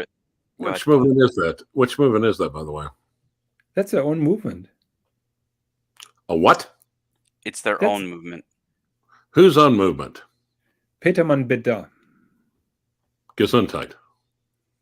That's what Clive was There- waiting for. Actually, no, it's a beautiful movement. But on the other hand, have you ever seen the back of an Agrograph movement? Yeah. Yeah. So I'm pulling up here. The Agongraph by Agonor. yeah. All right, Clivers, I'm going to pull this up, and you're going to talk to us about the It's cool, Agongraph. Jimmy, but not 250,000 euros. Well, Cool. it's substantially cheaper than probably the newest most original automatic chronograph movement. Probably the last 20 or 30 years. Clive, who invented the autograph chronograph movement? Who was the first to market with it? Come on, Clivers. Crap. Trivia time. Trivia time. I can't tell you offhand. Sorry. Okay, Saad, who was the first to market with the automatic chronograph movement? Wait. Say the question again. Who was first to market with an Seiko. automatic chronograph movement? Seiko. Saad, what do you think? I think it should be Seiko. I agree, actually. It's No, Higgins. Seiko. No? Higgins. It should be Seiko. Should be Seiko. But the Seiko is not called the El Primero, boys. The first, as Zenith likes to call themselves, the first. But it is Seiko with the 6139 speed timer. Yep. I was like, Clyde, you should get this one like right off the clip. By the way, Higgins, why don't you start your own brand? You have so much experience now I with will. making, selling, I buying. will. Yeah. But Are you talking to me or I'm starting with my own watch. yeah. Very soon. But see, I misunderstood the question. I thought we're still talking about the Agongraph, which was the first brand to figure the Agongraph movement. I'm like, shit, I could have told you that 5 minutes ago. But yeah, for the automatic, and there's discussion back and forth, and there's all sorts of dickery about even definitional dickery because Seiko. It's just like, well, I don't know. Well, actually, Seiko didn't only released it in Japan, so it wasn't really an international release. So that really doesn't count for reasons that I can't really formulate right now. We don't have You any have that German. watch, Higgins, right? You have that watch, the Seiko. I had that watch. I had a really early The chronograph. I never had the first. I had a one. March 1969 version, a really early version of that one, in my collection. It was amazing. Yeah. And yeah. So we got a question here from a good friend, Aunt G. He's asked the thoughts on the Vacheron Constantin 1948. This is the triple calendar, boys. Yep. What do you guys think? The Marco Grell watch. Is this Marco Grell? I thought Marco's Grell was the Corne de Vache. I seem to think it was the 1940. He went through so many Grail watches. It's He's young. It's a little bit difficult. Triple calendar. Let's start there. The triple calendar. This is a movement or a complication that not everybody is into. I mean, look, there's a lot of calendar movements, right? Annual calendar, perpetual calendar, date, weekly calendar, and you got the triple calendar. Number one, do you guys like the triple calendar movement or complication? Do you guys like the triple calendar complication to start with? Ooh, what about a Playboy calendar movement? I love those. Yeah. Does anybody love a triple calendar? Is a triple calendar? I I like the this. 5270. I think it was 5270. That's a perpetual calendar. Okay. Yeah. 5396 is annual calendar. An annual calendar with the triple thing. But visually, I totally love the Vacheron. Keep in mind, this is a manual wind. Even better. Even better, boys. A manual wind. So this is a scary thing, setting up the time, the day, everything, every day. Come on, Sart, you're not so old. Yes. It's tough. It's tough. You forget it and you're gone. And here you can see you can see where kind of the design history is coming from. Obviously other Vacherons, but definitely a classic design. Look, I think this is a very specific watch to somebody who's looking for this. I think it's a beautiful looking watch. It's one of the few Vacherons that I like because they're not using those cow horn lugs. So you mean the Corne de Vache? You mean these like the Corne de Vache lugs? Yeah. Oh. You don't like the Corne de Vache? I like the Corne de Vache. No. Really. What's the difference between cow horn lugs and horned lugs?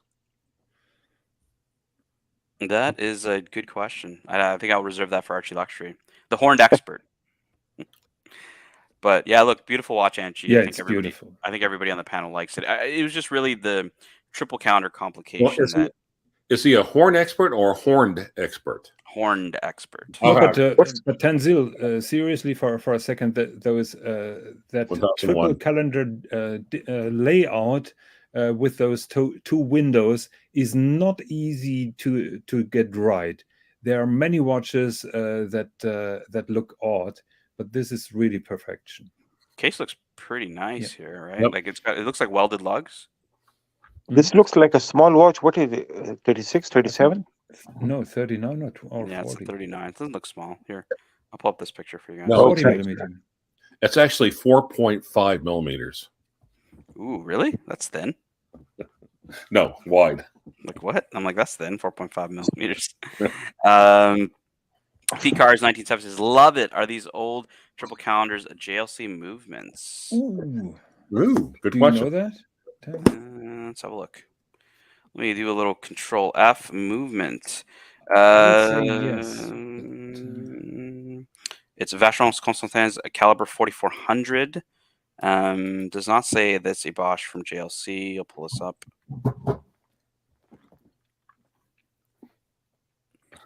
It's an okay looking movement. Doesn't look bad. Yeah. Got an internal angle here, Higgins. Right here for the boys. One here. Oh, it's not internal. It's a sharp angle. It's a sharp angle. It's a sharp angle. Maybe we're not looking at it. I screwed it yesterday up, by the way, with a crater, and of course Russ corrected me immediately. Those angles in that bellflower cover are not internal angles. They are sharp, but not internal. It's obviously a Geneva Steel movement. Beautiful looking. Like it's not a bad looking piece at all. So yeah, it doesn't look like it's a GLC movement. At least it's not listed as a GLC movement. Also, please be careful if you try to Google that search term. Playboy calendar? No, all internal. Oh. But yeah, Franchi, we do like it. Again, not everybody had an opinion on the triple calendar complication. I don't think anybody really feels one way or the other. We did name a few annual and perpetual calendars, which I didn't understand why we were naming them, but so much wasted space on that dial, though. Jimmy says one is Australian, the other is not. Yeah. Yes. He actually almost spelled Australian correctly. Jimmy says a very nice Vacheron. You don't like more of that? Let's go to Vacheron's website here. Vacheron Constantin. Now you bring up the Corne de Vache. No, we don't. I can bring up the Corne de Vache. Just Why not? to Yeah, let's bring up the Corne de get me Vache. upset. Oh, Go hey, ahead. nice Tissot. Hmm? I said, oh, nice Tissot. Nice Tissot, yeah. All right, let's go to the Corne de Vache. Oh, those are the most awful. How do you not like this? Oh, Come on. What does the chat think of the Corne de Vache? Like, how do you not like this you know, watch? if this watch would have subdued lugs, it would be perfect. But those ridiculous Corne de Vache just. So this is Marco Ferrante's grail these days. He says this is the one he's hunting down. He really wants Really? Okay. the historic Corne de Vache. I think it's a beautiful watch. You know, like I said, I'm not a huge fan of chronographs, but this is it's a very expensive. Archie would be like, "Ooh, expensive, 71,500, 10.9-inch thick, not too thick, manual wind." I don't know if they have a shot of the movement. Here we go. Let's scroll through. Well, let me throw up a Bill Sanders question for you, one he raised recently. Mhm. Basically, LVMH has decided they're going to revive the Daniel Roth brand Yep. and actually reissue some of their classic pieces. What do you think that's going to have any effect on the existing pieces out there, or the are everyone just pissing in the wind? So when it comes, it's interesting when people do reissues or even start creating new pieces. It can have a couple of like think when the 321 came back, Clyde, on the Omega, right? Like, Yeah. did like the 321, the new 321's like almost like what, like 20 grand. The original 321s, like you could get them for far cheaper than that, right? It's not like they went and rose above 20 grand, not all of them at least. So that was one effect I saw. Another effect I saw was Did I tell you I know a guy that got one for 5,000? I believe I know the same person. All right. But yeah, it didn't have the rising tide floats all boats example of like it's going to raise the prices of the old ones. The 222s came out. It's very expensive. I don't know. I haven't really seen how that's affected the classic 222 market. But Then as you're discussing various brands, what do you think about Code 1159? Code 1159. That's a controversial one.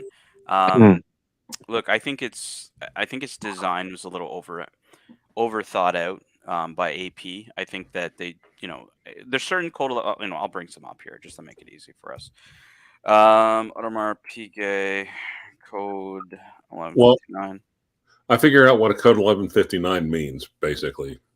And there you go. The design was due at midnight. Yeah, that was a code word. And that's was when it a safe word? And that's when they turned it in. Safe word. So some of these basic ones, like like this one here, like not really my cup of tea. I just think it's, I don't know. I just don't like the design of these. I think they're just not appealing to me. But what would you think of a person who is wearing this watch? I mean, at least he's wearing an Audemars Piguet. What I would think if I saw someone wearing this watch, either they really love it or they bought it because they were trying to get. They're wanting to get on the list to get a Royal Oak. I was going to say, hey, nice watch. When are you getting your Royal Oak? That's what you. Now look, the 1159, just because the basic one I didn't like, there are others that I do love, right? Like this perpetual count. God, how many variations are there? Oh, there's a lot. This is kind of their. That itself tells you something. I'm sorry, but they're building all of like that super complication piece that they made a few weeks ago is based off the 1159. But this one, for example, the blue aventurine dial perpetual counter is one of my favorite aventurine dials. So I think this really works in the 1159, but in its basic iteration, I'm just not a huge fan. It works on every watch, no matter how ugly. You can put Corne de Vache lugs on this watch, and it would look good. Just because of aventurine dial. Yeah, it really makes this watch stand out for me, and that's really what it takes for me to like the 1159. I don't know, Jonathan, if you like the 1159 or if you feel the same way as I do. Well, the thing is, when you're looking at that watch, would you? I don't know how much, because it's like people talk about like I know this is really a cognitive dissonance here, but Mhm. like the riveted bracelets on the modern Tudor reissues, it's like I'm never looking at the side of the effing watch. Yeah, And I mean, I just can't find one of these that I actually do like. Besides that, like I mean, obviously the Star Wheel I like, but you know, You like aside the from Star Wheel? I do like the Star Wheel. I You don't you like. get you are okay with that central second hand? Yeah, I don't mind it. Doesn't Oh, bother me. Have you seen the original, like the one of the older Star Wheels? Ugh, those are ugly. These ones are very palatable. In my yeah, but opinion. that central second hand is so unnecessary. Would Yeah, be okay, but is so that much the end of the nicer world? Is without. that a deal breaker for you, Jonathan? Yes, Oh my god. I'm German. What do you expect? I'm gonna really start picking apart your watches just to see like your personal taste here, because you know, for you to be that picky, I find that But extremely interesting. you know, 10, you're also like that small mistake and you don't buy it.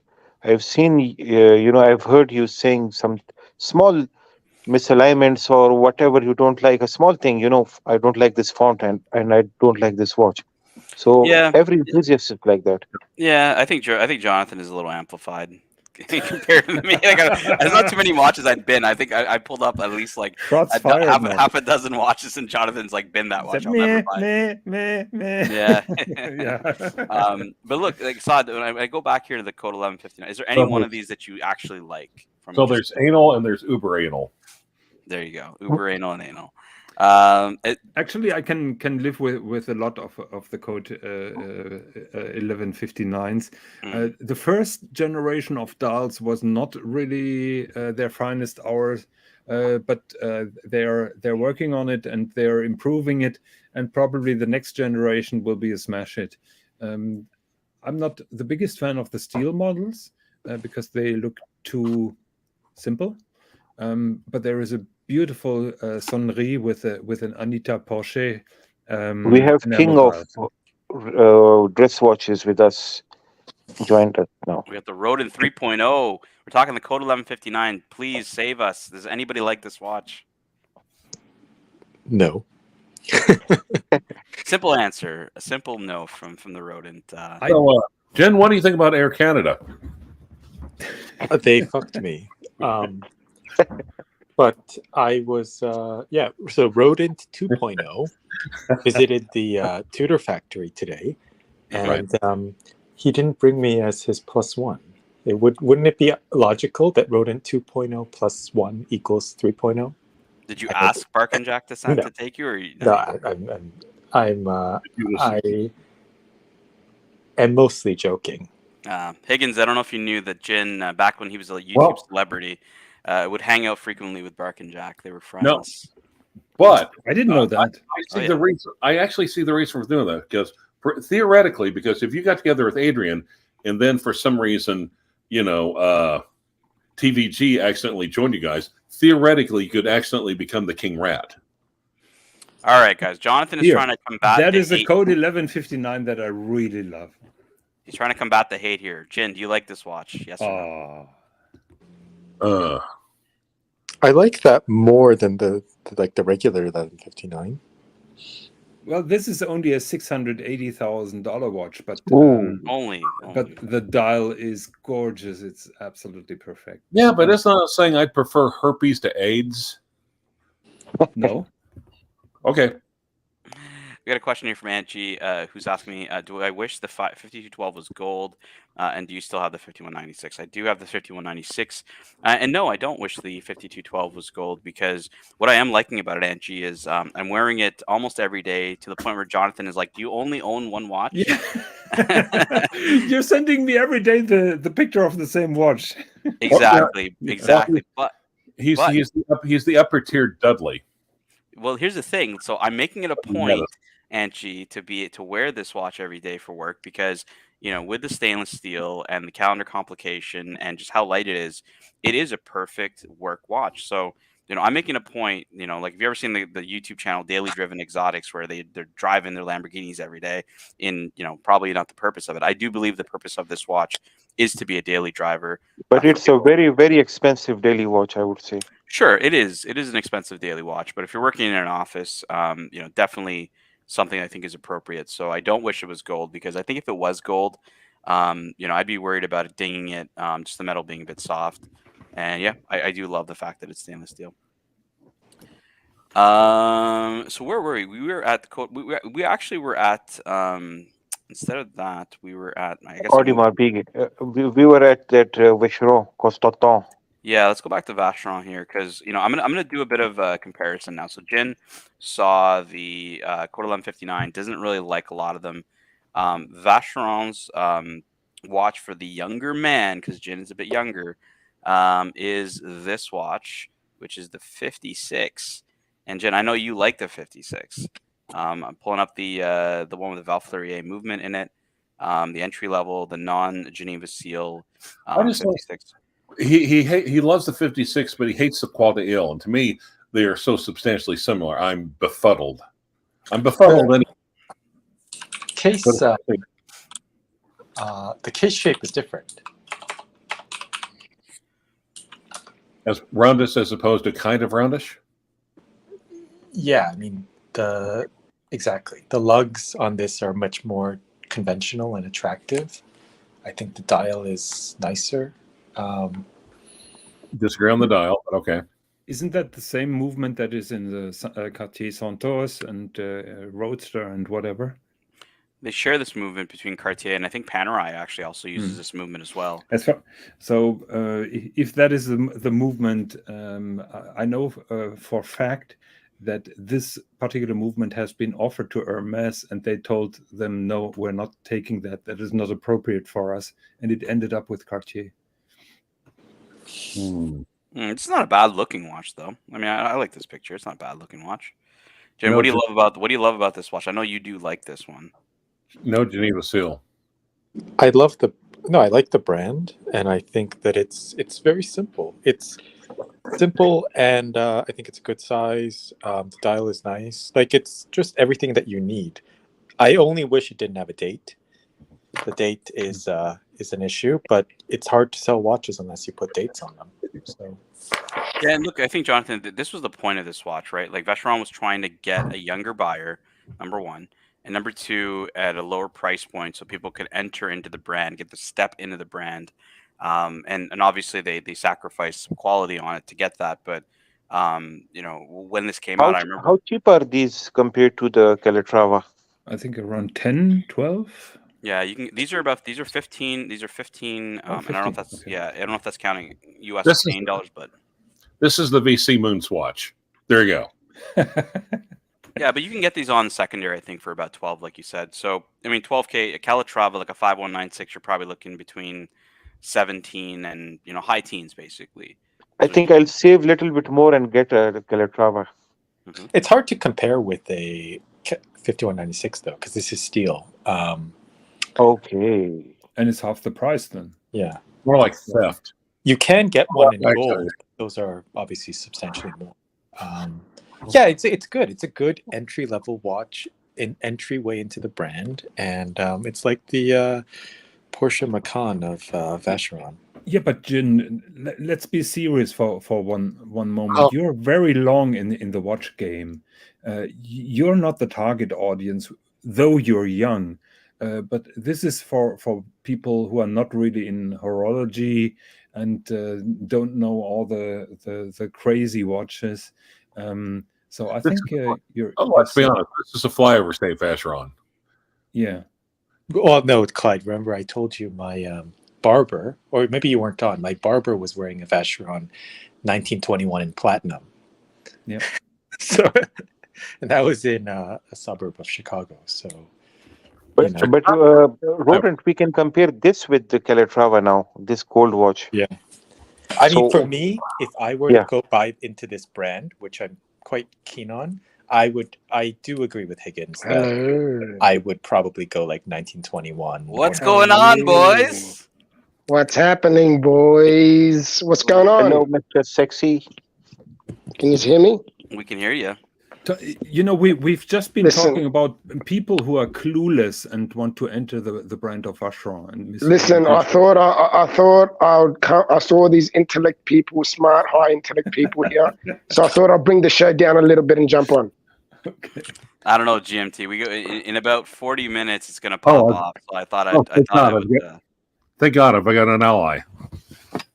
GMT GMT was on the morning show, by the way, and it was popping off on the morning show towards the end of it. So I'm like, in 40 minutes, it's gonna be, I don't know what's gonna happen. So I figured let's get a bit of watch talk in before the Friday night bonanza tonight. So I love it, man. I love it. I love it, man. You're doing such a good job. It's good. It would have been awesome if Jonathan wasn't here, but unfortunately, you can't have everything, right? Nah, Jonathan knows I bring some topics that just rope him in sometimes, and he might be like not every night. He's texting me. He's like, "Oh, I'm gonna eat dinner," and then I bring up a topic that I know he wants to talk about, and he's like telling his wife, like, "Hold on, let's eat dinner a little later." Yeah, I like your style, man. Yeah, man. Yeah, GMT, we're just going through some different brands and seeing what people like. The 56. Everyone talks about obviously the overseas, right? That's the one that everybody wants. Everyone. Yep.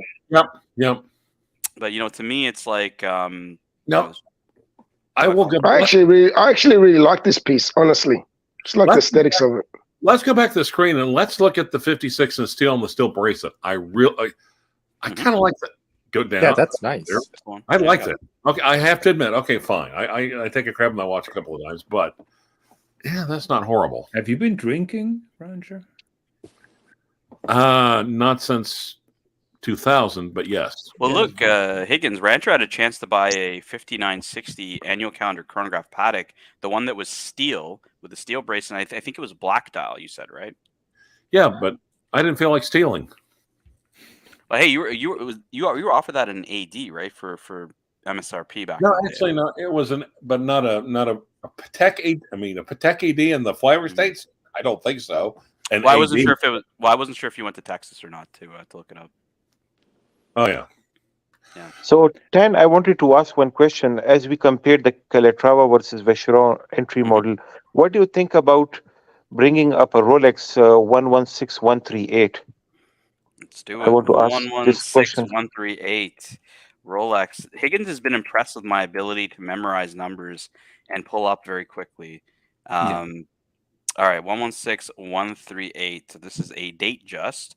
I'm trying to find a good picture here. Gold date just, I think, right? Yes, it's a gold date just factory leather strap. You see the case is different on these watches. Yeah. So what do you think about this as an option if you're really going for a dress watch? I'm not a huge fan of the date just on a leather strap. I'm not a fan of the day date on a strap either. To me, I like, for the date just, I love the Jubilee bracelet. Like, to me, you can't have a date just without a Jubilee, in my opinion. And a day date needs the president bracelet. Like, to me, I need to have those. I can't compromise it. I don't know. I can't get away from it. That's just so you mean you like the 116238? Correct. 118238. 116 is the date just, yeah. Sorry, the date just, yes. Yeah, with the Jubilee. Before you guys get into the points of the date just, Foreman Colossus says, I like the Lyric #1, but is there a point to making the same watch with a different dial color and calling it the Etude #2? Is Bill Sanders a one-trick professor? Well, and that's why, and I have to admit, I made a tough decision. I'm opting out of the #2 because I already have the #1. Well, fuck, you should have given me your spot, man. You never asked. Yeah, I did. You can't. No, you didn't. Well, I did. I asked in my passive-aggressive way, Clyde. Okay, and I shut you down on my. Yes, you did. Okay, so I'll let you guys talk about the date just on a strap. What do you guys think? Well, as Jen, and of course, as Jen would confirm, we know you prefer strapless. Jonathan's got nothing to say about this because he hates date just. Why would you hate the date just, Jonathan? No. Mr. GMT is simplifying things like always. So I'm not a fan of a two-tone date just, particularly when it has a diamond dial. So I'm a little bit.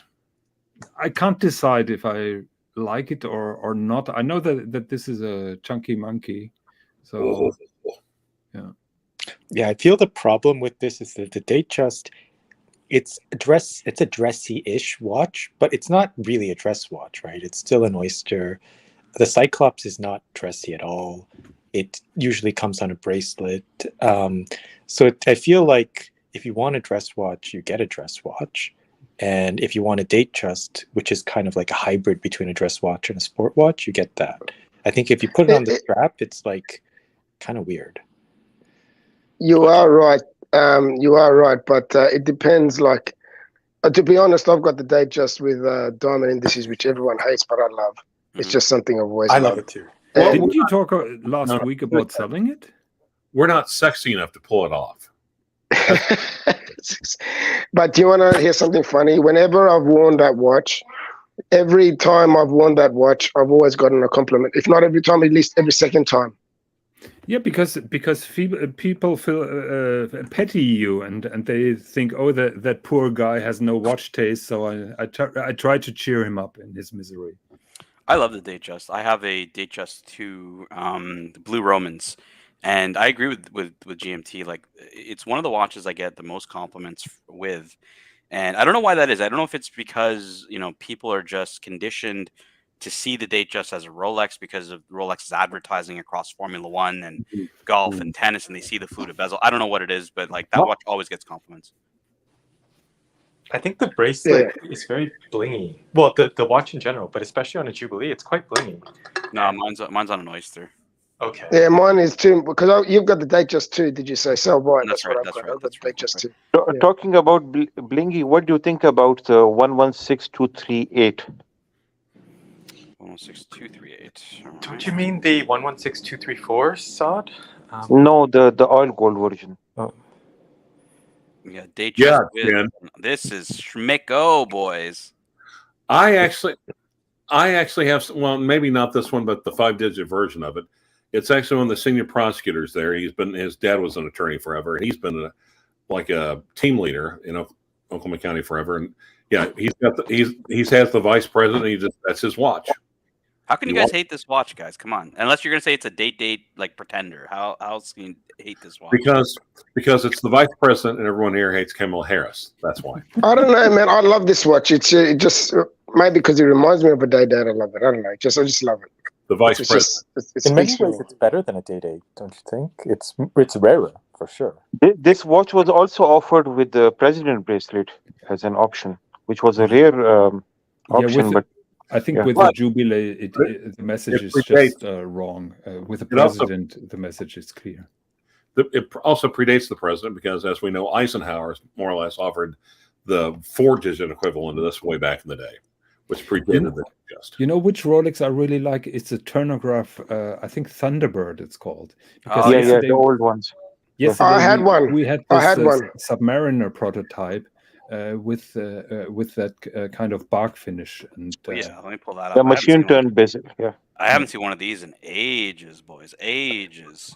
I had a Turnograph, and it was a mid-90s Turnograph. I had two-tone black dial, and actually Rancher reviewed my collection and loved it. I turned one down. I was such a dumbass. I could have gotten one for $2,200, and I was just haggling too hard. Oh, you should. If you think about haggling too hard, that's very typical of you, but yeah. 2019, I was trying to haggle $500 off Royal Oak, which has now tripled in price. Yeah, that's nuts. When you think back like that, you think to yourself, "What the fuck was I thinking?" Yeah. I'll tell you, isn't that beautiful? Higgins, Jins is a good friend, though. I sold him my Reversal 976 for a pretty good deal, and he was nice enough to sell it back to me. He didn't pull a Higgins where he said, "Oh, go find me a comparable one and we'll trade." Yeah, but come on, be honest. I think it was a nice move that I offered him to give him back the watch if he gives me a comparable one. Why should I give it to him back? In a way, yes, Jonathan. Look, I don't normally agree with Jonathan, but the thing is, he's got every right because he loved the watch regardless. So if he's going to give it away for the same price and miss out on having it, it's not fair on him. You know what I mean? How quickly did that go up? Because you said it was you bought it for like 4K, and then you switched it. Clyde, I'll put these up in the chat here. It went up within 1 or 2 years until up to 6, 7. I got a pretty good deal when I bought it, and it was unpolished, and it's pretty difficult to find another unpolished one. Yeah, it was. I wasn't sure if it was like immediately like it went up and then he wanted it back or something like that, or if it was like No, it was 1.5 years later, if I remember correctly. And I could see why you definitely would want an unpolished one. I'm gonna pull up some photos here that Clyde sent that he wanted to show. Just let me just get it to my WhatsApp because how much are those Thunderbirds at the moment? Are they still cheap or are they're still cheap? Relatively cheap, yes. All right, this is from our good friend the Rancher who sent me this picture. Clyde, why don't you talk to us about this one? That's Turnograph. I have it. I like it. 1675 or no. Well, tell us the story. Did you get it off Craigslist? Like, did you pull it off a dead body? Like, where'd you get it? Is that yours? Yeah, I actually, it wasn't not too long ago, but it's like it was Craigslist and it was a pawn shop in Tulsa, and that's like. Is it a plastic glass? It looks like a plastic. Yeah. So I've got like a nice little collection of 1970s Datejusts. Oh, beautiful. Beautiful. Yep, love it. That's identical to the one that you reviewed of mine, but mine had a black dial. Right. The black dial, I would like the contrast more, but I'd almost say when it comes to a Turnograph, probably the champagne is more iconic. Yeah, I agree. Corbin Colossus saying the rare birds, rare birds, rare birds. Is this the 16014? What is this? 1603, my friend. Ooh, engine turn bezel. Yep. One of my favorites. I love this one. My first watch was a 16030. I did have a 1603 later on, and I prefer the 1603 to be honest with you than the 1601. Well, and the thing is, at first it took me. I thought it was 1603. I was like, "Why is it the fucking quick set?" Oh, yeah. No. Oh shit! Yeah. All right, but here's the nice thing: that 1603 will be ticking long after most other Rolexes are dead and gone. For those that are listening that don't know the difference between the 1603 and the 1601, the 1601 has the white gold fluted bezel, and this has the engine turn steel bezel. Is the dial changed on this watch? I believe it's of the newer model. It is a newer. Yes, I did have that done because I do like blue Romans. And so I you did it. You did it. I had it done. I didn't do it myself. I had a watchmaker. But you have the original dial. Yes. I see. And what was the story of this one? Did you pull it off a dead body? Where'd you get this one from? No, actually, my sister wanted to get my brother-in-law, so I ran across this one and gave an exceptionally good deal on it because my sister and brother-in-law. And actually, as it turned out, he doesn't like it. He has never worn it. I basically asked about it. I said, well, I'll buy it back if he doesn't want it. She's like, well, thank you. Yes. So since I sold her for exceptionally cheap, I got it back exceptionally cheap. So thankfully, my sister is not German. She said, well, if you want to find me another watch of comparable quality, no. But yeah, I've had the 41 modern version of this, but I like the dial. I remember you had it. I was a little surprised when you said you switched this out because I remember you bought the Datejust 41 blue Romans on a Jubilee. I like the color. I like the blue on this one. I don't think they got it quite right on the 41. All right, Higgins, what are we looking at here? I was just checking it's Thunderbirds, cheap, Higgins. But this is not a turnograph, but that is beautiful, isn't it? It is a turnograph. Is it turnograph? Yeah, it says. Yeah, that's a turnograph. Yes, it is. Is that a rotating bezel? Yes, it is a rotating bezel. Yes, it's a turnograph. Okay. So what I find remarkable, you can see the DNA traces of the previous owner on the bezel, but this is a gorgeous watch, isn't it? I haven't heard from collecting vintage watches in ages. That's true. He's one of your buddies, Clyde. Wait, is that him? No. Corbin Colossus is saying that he has 1965 bark bezel. You know, I okay. hate this watch. Sorry, I hate it. Did you say you hate this watch? Yeah. It's not for everyone, man. That's a fake call. Vintage Datejust, but I like the 1601 with an in dial or something. I'm not a big fan of this. Do you want to hear do you want to know that the turnograph was my very first ever Rolex I ever owned? The Datejust. Funny enough. The Datejust. Yes, it was. Yeah, the Datejust turnograph. And of course, we're talking about the DNA of the original owner, but really, when you think about it, it's the grandfather of all the turnographs, the grandfather of all Rolex sports models. Hello, humanity. Hello, Hello, Neo. Neo. My sexy brother, how you going? We got so I pulled up a turnograph that isn't a Datejust, and this is the predecessor to the Submariner turnograph. Because when GMT told me this was his first watch, I was like, whoa, heavy hitter. No, not this one. No, not this one. I wish. Now, in Australia, like, were you just like, where did you buy the turnograph from? Like, Well, I actually, back in the day, in 2009 when I bought it, I went on eBay, and there was a place in Texas, a grey market dealer, secondhand dealer, whatever you want to call him. Mm-hmm. And he was selling. I didn't want to get, because there were so many copies of the Submariner. I wasn't experienced enough to actually buy a Submariner, so I didn't want to go out and spend. Say, it was back then. It was $4,500 Australian dollars, right? Mm-hmm. I didn't want to go spend $4,500 Australian dollars and then get a fake. You know what I mean? Right. So I knew the turnograph wasn't highly sought after, and it wouldn't have been copied as much. So I thought I had a better chance of getting a genuine one and not getting, screwed over. So that's why I went for the turnograph. Smart decision process, I must say. I'm impressed. If this was my watch, it would have examples of my DNA on it. It would have fresh examples of my DNA on it, probably every night. I really now it's a different story. If I was going for one, no problem. I'd buy whatever. Has any Rolex helped you identify a case or investigate a case?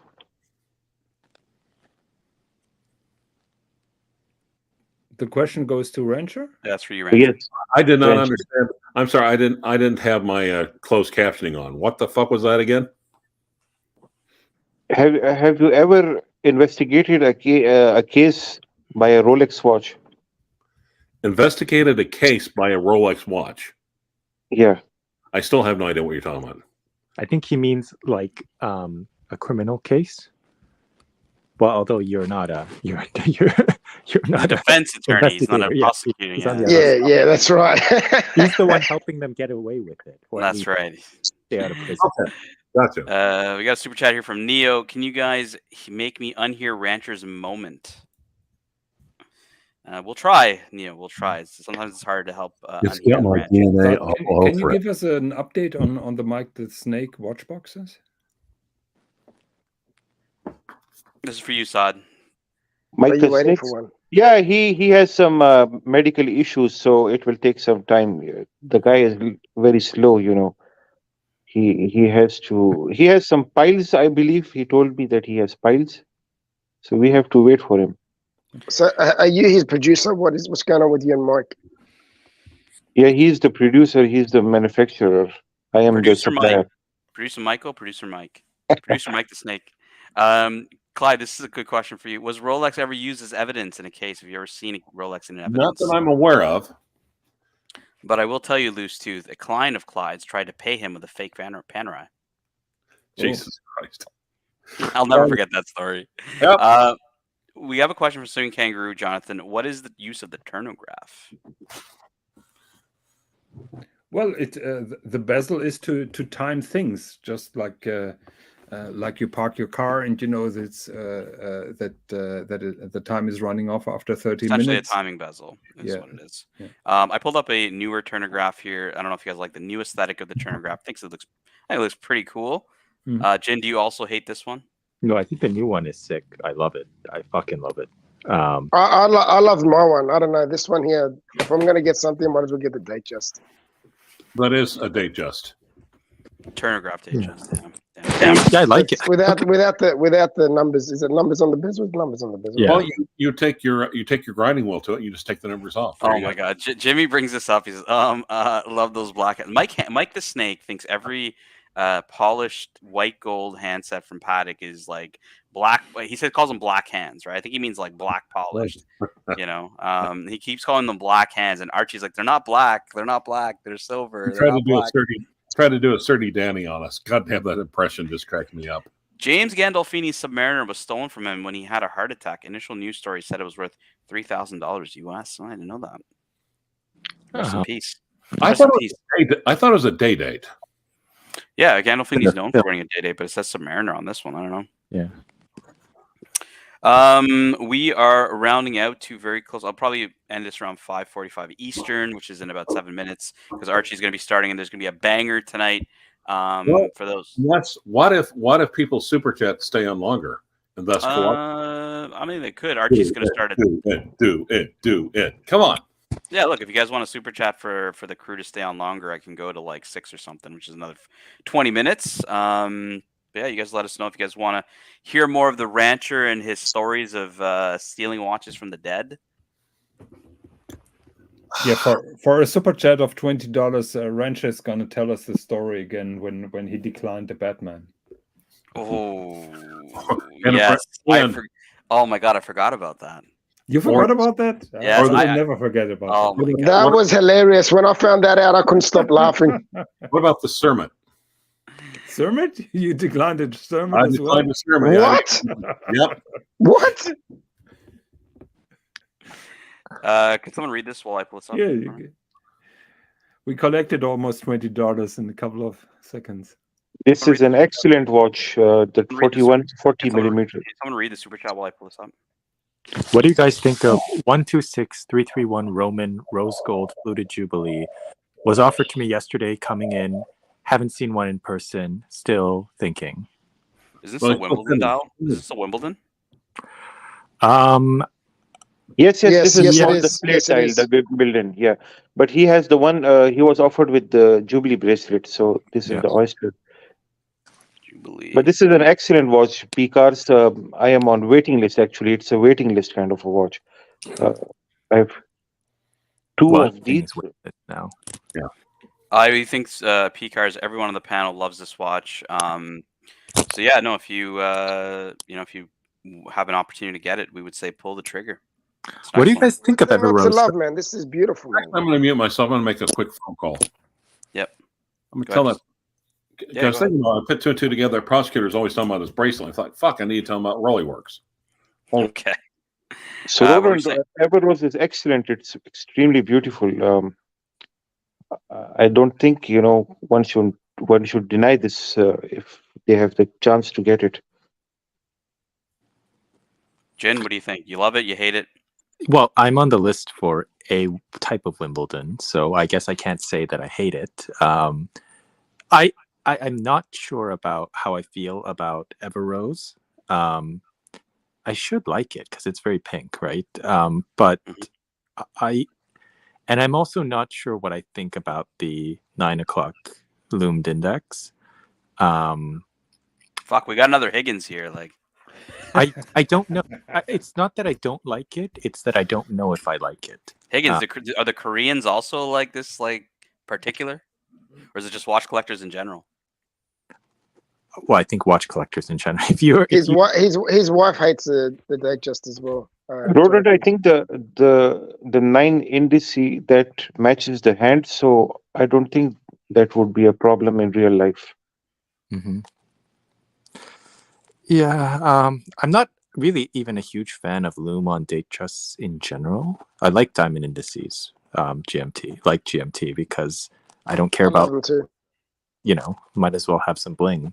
And by the way, Jen is usually stumbling around drunk in the dark, so I don't understand why he doesn't want loom, but It is.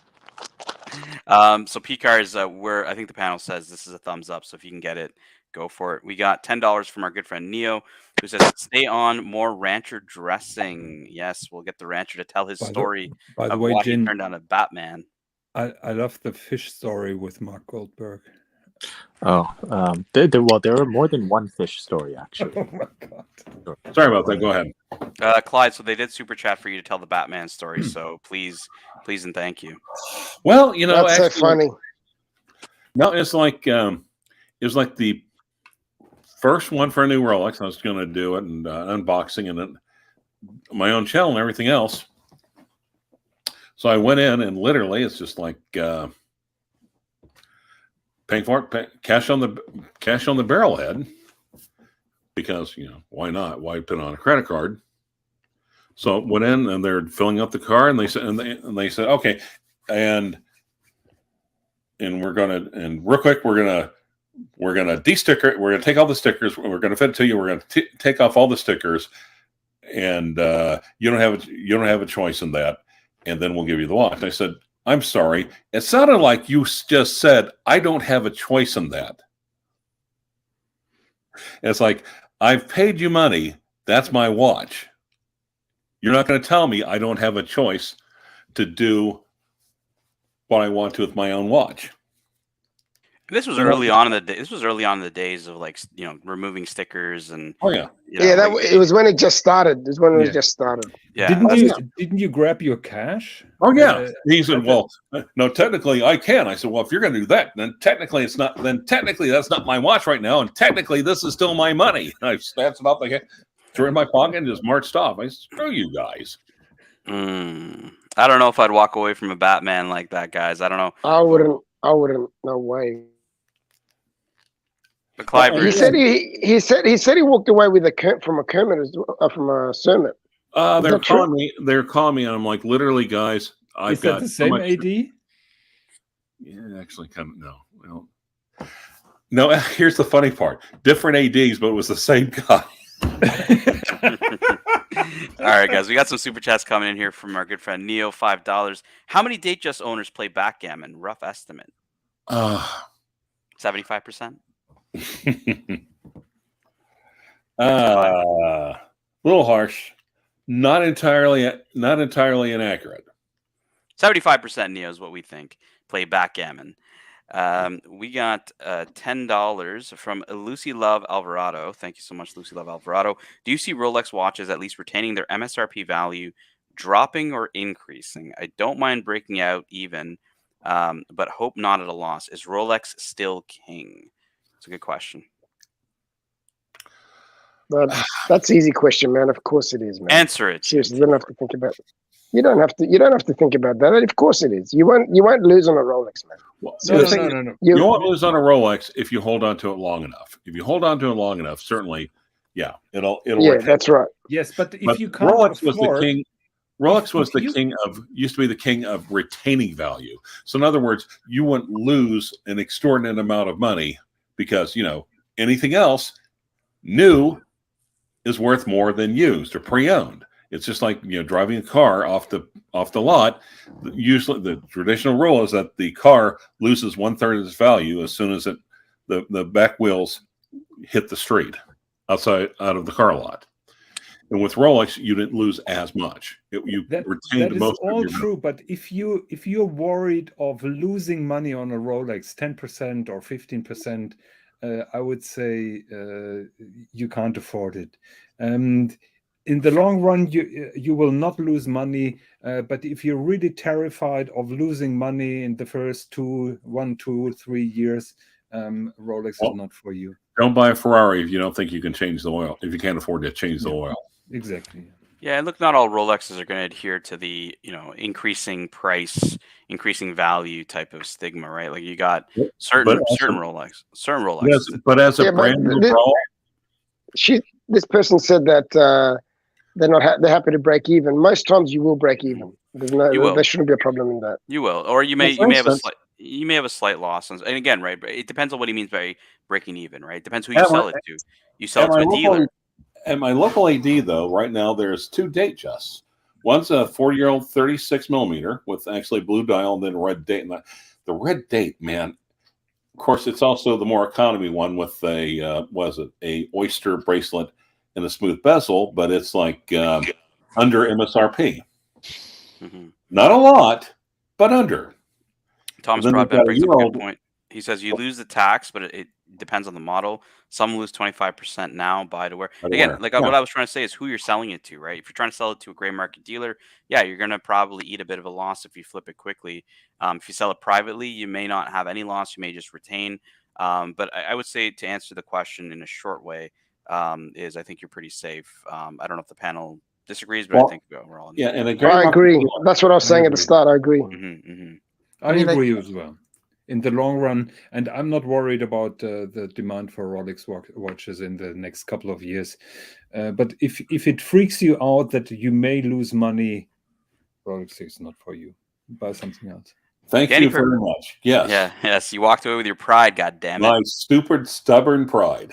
I And were they shocked when you like stormed out of there and you didn't take a Batman or like? Yeah, I'm like, yeah. If they would have said, "Oh, yeah, and we'll we'll unstick and get it ready for you," I would have said, "Okay, fine, good, great." But it will be forcibly unstickered. You will have to stand there and watch as we violate your watch. This is like what? Yeah, because technically, when you give them money, to fulfill the deal, they have to give you the watch. And well, the thing is, while they're doing that, the money was still on the counters. If they would have taken the money and moved to the back counter, I would have said, you've taken possession of it. I cannot get it back. Therefore, that is my watch. That is your watch, and you can walk out with it, right? Like, absolutely. You could have called the cops. I think the removal of the stickers is Rolex, please. Is part of the service, and it's something that they should have always done in the first place. And that is that it's part of the presentation of the watch. And if they would have put it that way, they would have just said, "And we're doing this, and we're going to get it nice, and we're going to," and of course, well. So it wasn't. You know what? So now I realize something. It wasn't that they're taking the stickers off. It's the way that they treated you and the way that they spoke to you is why you didn't buy it. Yeah. But okay, and the way I think he's faced, what I think he's trying to do is just forcefully say, "Look, I've got to do this." Looking back, I agree with Jin. In the old days, it used to be a service, and nobody gave a fuck because nobody was flipping new watches like crazy. But times have changed. Thomas Broadbent saying, look at the Patek price on World Time. I see a buying opportunity. Now, Thomas Broadbent, I think some of them, Archie was talking about this, where he feels that the 5130 World Time is at a pretty good sweet spot in terms of its price. The 5110s have gone up from their like low to mid 20s. But as another YouTuber has brought up, it's the least desirable Patek World Time. I don't know if anyone's mentioned this, but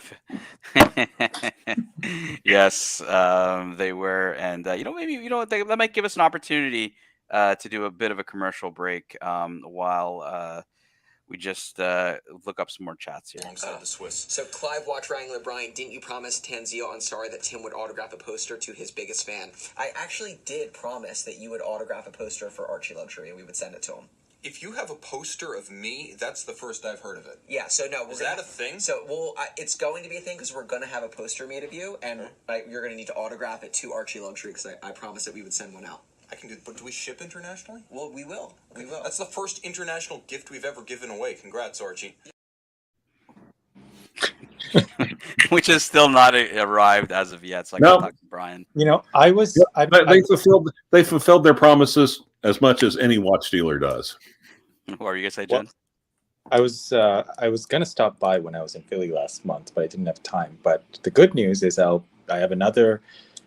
need to be in Philly again next month, so maybe I'll do it. I should stop by, show them the video. Hey, send me the video and I'll show it to them, and I'll say, hey, I'm here to collect the poster. Yeah, guys. I don't know what's so hard about signing things like. Whether it's Tim Mosso or ArchieLuxury, like Jesus, man. Well, I think the problem is making the poster of Tim Mosso. Yeah, he was more like concerned about them having a poster of him. You know what would be funny, Jin? If you go in there with a poster, make one up and take it in there, they'll spin out. Or Photoshop, or we do one for Mark Goldberg. We Photoshop and he's shirtless. Yeah, do they still have Kinko's in the United States? You can go to like one of those places or Staples or something, just like print out a massive poster and then just show up. Yeah, that'll blow them away. They'll be like, "What the fuck?" Well, are you gonna drop in on TGV while you're in Philly, or is he still there? I think he's moved back to New York. I think. Oh, okay, because you need to pay home the $1 thing. You need to pay home away. GMT was a big fan of TGV. He just loves his content and always hoped that TGV would one day live stream so he could pop on the panel and tell him how sexy he is. Did you come up with that story? You did. Now, where I actually first encountered GMT and Higgins was on another channel that I know Archie's not a big fan of. But it was these three guys, and one of them's a German, and one of them's this Darwinian Australian. Just arguing. It was like early morning for me, so it must have been in the evening for you, GMT. And I was like, man, these guys are fight. you know, all three of them are all fiked. And then like I just stopped watching YouTube for a while, and then one day on the dungeon I see one of them, which is Higgins there, and and then Jen, I brought up Phoenix brand. I was in the chat and I said Lange is a Phoenix brand. Oh my god, Higgins just went off the fucking rails at me that day, but deservedly, but we can laugh about it now. But yeah, no, guys, there's going to be a banger of a show tonight on the ArchieLuxury channel. There's some drama that happened this morning. GMT was watching when it was happening, so I'm sure we're going to hear about it. I don't know where the hell Archie is because he's awake, and I've sent him the link, but we'll see if he decides to hop on. I want to know what's going on with that. That was fucking bizarre shit. Now I know what you mean. Okay, yeah. I have no idea what you mean, but that's fine. Yeah, there's a bit of a beef that was going on internally, and yeah, if you guys want to hear about it, it's definitely going to pop off tonight on the ArchieLuxury channel. Was there an internal beefing? I don't know about beefing, but there was some beef. Neo says they are a Phoenix brand. They just do it better than Patek. There you go, Jonathan. So are you going to accept that comment? Discuss that with Mr. Walter Lange if he would be still alive. Well, you can't argue the point with the corpse, right? That is true. Well, actually, it's a very sad story. Actually, the Vatican did try a corpse of a dead pope for heresy. That is true. Thank you. So looking at the Batman, guys, like, you know, this has become from a pretty hot piece to one that's not as loved anymore. I don't know why. Like, I know GMT hates Batman because it's not Superman, but like, I would never buy this watch ever. I had this watch and I loved it. I thought this was a great watch. I don't know why people hate this watch. It is the best GMT that they have in the program. Jonathan, just because you think you're always right, for fuck's sakes, man, you're not. Just deal with it. We got to give credit on this one, Jonathan. I don't know if you saw the stream last night, but Jin had originally a few weeks ago super chatted on the morning show or the night show for Archie, $50 for a pizza, and Archie never got it. So then Jin said, "Hey, like, you know, you didn't get the pizza, and I want you to get it." And then he's like, "Well, how much does it cost?" And then we ended up raising like almost like $200 for it. And Archie like drove to Pizza Hut and was eating a pizza like out of his trunk, and then went home and just like that was so good, wasn't it? How good was that, man? That was like old school Archie. Was that yesterday or it was last? Yeah, it was yesterday's main show. Okay, yeah. I missed that. Oh, you missed a good episode. Because Jin, back in the day, used to do this to Archie. He used to fuck with him. And one day he paid for Archie to eat a salad live on air. And oh my God, Archie was struggling. Do you remember that apology video that he did for Sirocco when he was eating Kentucky Fried Chicken in the back of his Beamer? Was that Sirocco or plastic? I don't know. I don't remember. I don't remember, but I'm gonna see if I still have this brand that I can put up here. Oh yeah, here we go. So if you see, I've just changed the brand in the top right corner to ArchieLuxury wearing a KFC bucket on his head while he was live streaming. Another classic. I think this was a Live with Clive show. Actually, that Swiss did that as well. What were you saying? Do you remember that? Yes, he did. Yes, he did. Swiss did that as well. Swiss did that. One second. Where do I find that picture? No, if he Can I ask you a question off topic just quickly? How long have Tan, you and Jin have been friends? Ooh, since like maybe like 2017, something like that. I'd say more than that's just a casual. Yeah. 2017, so that's what 6 years now. That's what that for people that you met on Archie's. What on Archie? Yeah, Jin showed up one day. He was, I think you were in like Nova Scotia at some random like pub, Jin, and he just he just shows up. He's wearing his AirPods and he's sitting at a pub, and I don't know if he was just eating dinner or what he was doing or just drinking. And Archie, was like, "Hey, does anyone want to come on?" And then Jin showed up, and I don't know, either Clive was on or I was on or whatever. And then Jin lived near. He lived in a city that was. My brother was. He was doing his residency in Toronto, and I'd fly in, and Jin lived a few blocks from him. So we would hang out. I used to go. So we knew Ronnie Paul very well. Ronnie Paul would get me access to the Rolex shows and get Jin access to the Tudor shows. I don't know why I got the Rolex ones, he got the Tudor ones. But we would go to Ronnie Paul to all these like events, and then we'd all have like drinks and dinner and stuff together. So it was a really good time, man. So you've been friends for 6 years? Oh yeah. Man. Yeah, and that's what I mean. That's a strong friendship right there, man. That means a lot. That's awesome to see. If I'm friends with Mr. GMT for 6 years, he would have unfriended me at least 4 times. I've never unfriended you. You unfriended me, of course you did. No, I didn't. You thought I did. The thing is, Tan and Ving together become Tang. Yes, that was what Clyde used to call us. We got a super chat here from Neo, $5. Jen should team up with JJ and discuss luggage, shoes, booze, etc. I think that'd be a good combo, actually. Yeah. Favorite things. Yeah, look, and you know, Jen's met Clyde. So all of us. So I haven't met Clyde, but Jen's met Clyde. I've met Jen and I have both met Doc BBW, Doc BBC. Jen has obviously met Goldberg. They live in the same city right now. And just that's not fair when you know I don't. That's not fair. Have any of you met Archie? No. See, that's the irony, is that Archie did the America tour, and so many people have met Archie, and like certainly for me, like I've met at least a couple dozen people kind of around Archie or viewers and stuff. I've never met him. Well, you guys know Bark and Jack used to be a viewer of ArchieLuxury, so that's, you know, he was involved. He was around, and Jen knew Adrian, and Clyde knew Adrian. Oh, we have a special guest, I think, logging on here. Special guest. Hey guys, I haven't shaved yet. I got to get ready for the show, but I just came on quickly to say hello. Super chat. Here we go. Neo, $5. Jin should team up with JJ and discuss luggage, shoes, booze, etc. Archie, we're talking about the old days, how like we all met because of this channel, and none of us have met you. Jin, me, Clyde, Goldberg, all the Doc BBW, all the old school guys. Hey, that's amazing. That's amazing. Is it amazing? It's amazing. Yes. And you know what? Your channel at the moment, because of these fine gentlemen, has gone to another level, my friend. That's all I can say about that. These guys rock. They definitely rock. But we didn't bring the sexy. Archie, you're gonna have to get ready in 30 minutes. There's gonna be some drama popping off from your morning show. Well, yeah, I don't know if you know what happened last night. I know. I just spoke to Bear about it. He just explained to me what had happened. You're gonna have to address it to the punters, because it's we're hyping up the show tonight in 30 minutes for a bit of that drama to show up when Archie and Bear take over. Oh, Pizza Pagoda features breakfast backyard deliveries. It's I don't understand what goes wrong there. I heard that a certain individual went a bit crazy. Would you say that?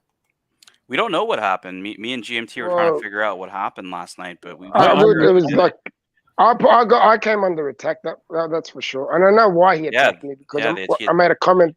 I made a comment the night before about a certain person. I'm just waiting. We'll leave it. We'll leave it for your show. We'll leave it for your show, Arch. We'll talk about it then. I'm just waiting for the Mark Goldberg video to come out on it. Okay, Archie, guys. We were one question for you. We were talking about if you were offered a Batman and they were taking off the stickers, would you walk away or would you take the Batman for retail? I'd look. It's funny you say that, but no, I would definitely take the Batman. You can't get the stickers. That's standard operating procedure. You used to be able to keep the stickers on, but would you have to have rocks in your head to like walk away? Now you would in hindsight, but there's so many things I've walked away from. Why are you pussyfooting around with the question? I mean, now because he knows why you're asking the question. He knows what I'm talking about. Archie, you're too PC these days. Yeah, no, but you must admit, Clive, at the time it was a different vibe. It's a completely different vibe. It was when they just started taking the stickers off. It was still insane. Come on. Like I had a friend of mine who said, "You know how valuable these watches would be?" He had certain vintage watches, and I said, "But you're 77 with a walking stick, for fuck's sake. Does it even matter?" How true is that? How true is that? Well said. Fair point. And I kind of think it's kind of changed. The whole thing's changed. You know, like the truth is, even if he would have got that Batman, he would have sold it. I know what he does. Okay, he wouldn't have it still.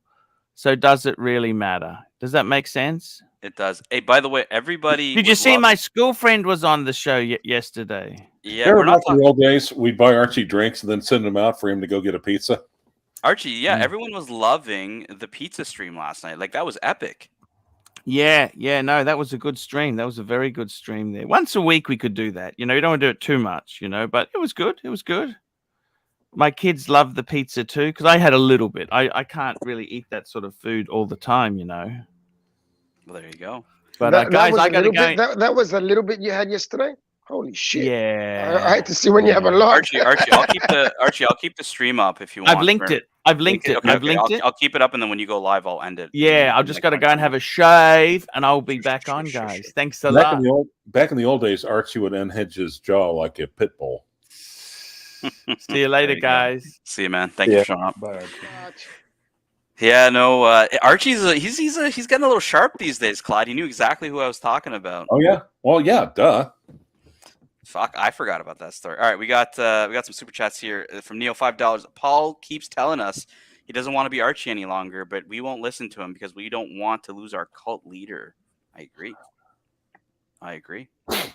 We got $5 from Swinging Kangaroo, who says, I was upset that they always left some stickers on the watches because I have higher chances to get scratches when I do it myself than them doing it. That's a good point, actually. That's definitely a good point, too. Last night made me remember Uwe's video of Archie eating and his funeral service. Let's see if I can pull up an Uwe video. Let's pull up an Uwe video. I don't know. I got one here. I got one from yesterday that I'll pull up because I don't know if everyone saw yesterday's stream. All right, let's do the let me pull up the fail compilation here. Hold on. It literally.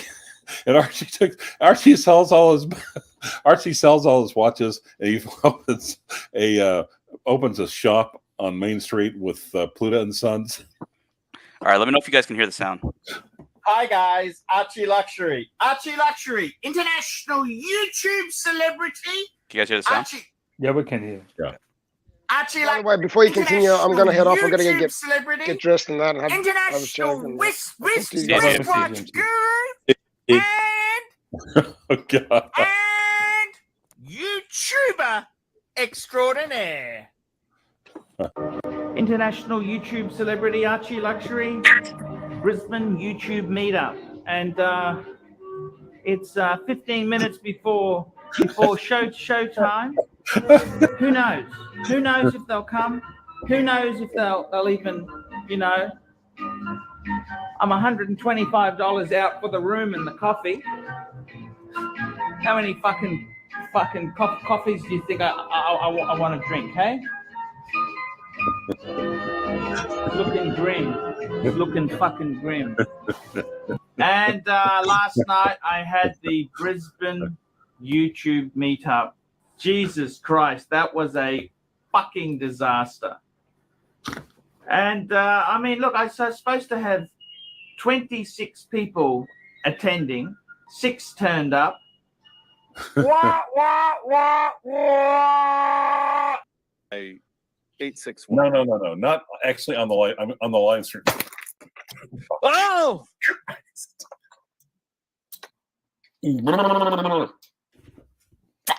And I just trim it. Fuck! I gotta tell you, Melbourne itself is no fucking steel sports! And I'd like to know from Jim, if Jim Beam... Fuck! Jim, like, is Jim Beam on your list of like cheap drinks, or would you drink that? No, it's a little bit. I just spilled it all over my keyboard. Fuck! In Kentucky. Sucker horn! Soccer hot. Oh, don't fall over there, Tim. That looks fantastic. I'll stand back and ladder. $2 super chat, Dr. Bruce. What's the one watch if Tim won Lotto? Only one watch. What the fuck? Only one watch. What the fuck? This is Dr. Bruce saying to you. I dropped it on the edge of the table. What? It has. Give us a look. Is it broken?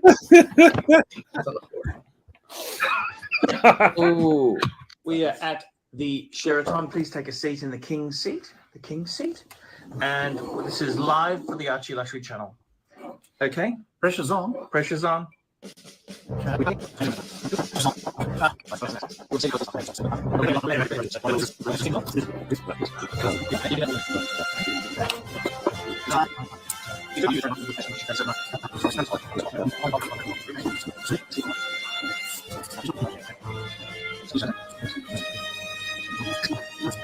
It's like starting a chainsaw.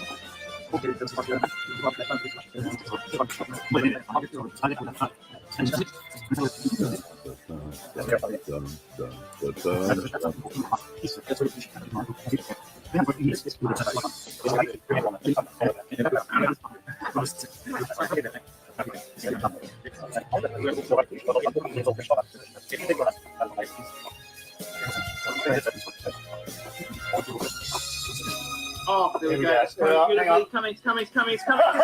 It's a boy. It's a girl. It's a Oh.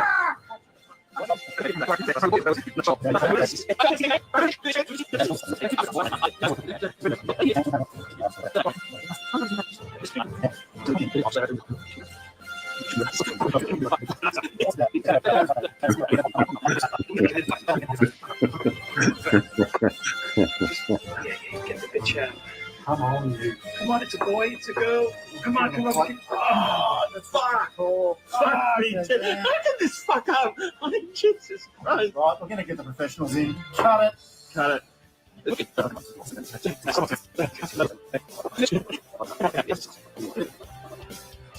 I didn't even know that this video existed. Who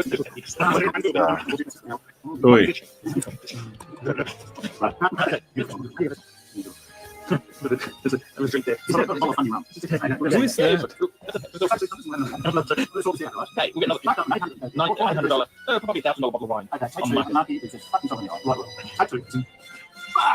you, butchered that. I'm sorry. I love you, man, but this is just fuck this. Oh, no. Fuck, the worst thing to do is push the cork back in. That's the real. I know we have to, okay? Well, look, here we are. You're a good corkage, you know. It's like, cheers, fuckers. Cheers, fuckers. Look, it wouldn't be real ArchieLuxury if it didn't fucking cork. Look, it's just like, okay? There it is, fuckers. There it is indeed there. 10 volts range, 2006. Fuck this, look at the cork, fuckers. How could we have fucked it up? Okay, take two. Let's get the professional in. Oh, shit, what a bitch. Is it okay or is it bad or not? That's okay, don't worry, relax. We love you. Keep going. What is this? That's it. Oh, you're not going to put, what are you going to do that there? You can't leave that in the bottle. What? Who's the professional? No. Okay, call him up. Okay, let's get on with that. Yeah, let's go. You pay the bill. Hello. You don't wait his hand at me. Hello. Yeah, can you come up and yeah. Can you come and open the bottle? Yeah. You know that. Yeah. I very carefully remove the rest of the cork. It's done. The bottle is open. There's going to be a cork. Where's the cork? I can't see. No, there's no cork. There's no cork. There might be a little bit of cork in there. Got it. Take that out. A little bit of cork there. Isn't there? Check it out. What could be inside? Got two bogeys from $1,000 bottle of wine. Epic fail. Epic fail. Live with the sucker horn. Now, what I'd like you to do is if you could we'll just decork it. What we'll do is we'll open it and then we'll let it breathe for a couple of minutes if that's okay with you. Oh, no. Oh, fuck this. What? I don't believe it. What?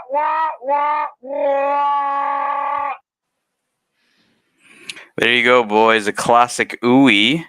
For those that don't know Ooey, for the only ones who don't, for those that don't know Ooey, he was a legend who used to make a lot of these blooper videos and satire videos of ArchieLuxury. So, Clyde, someone was asking if you know where Ooey went, if anybody's seen Ooey or heard from him since. Well, what I heard is that he got channel strikes by both Archie and Tim Wright.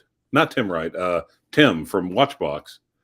And he basically shut down his channel in disgust. Archie struck Ooey? Why would Archie? That's what I'd heard. I don't know about that. I don't know. Archie used to host his stuff on his channel. Like, I don't understand. Yeah, I know. That's what I was looking at there.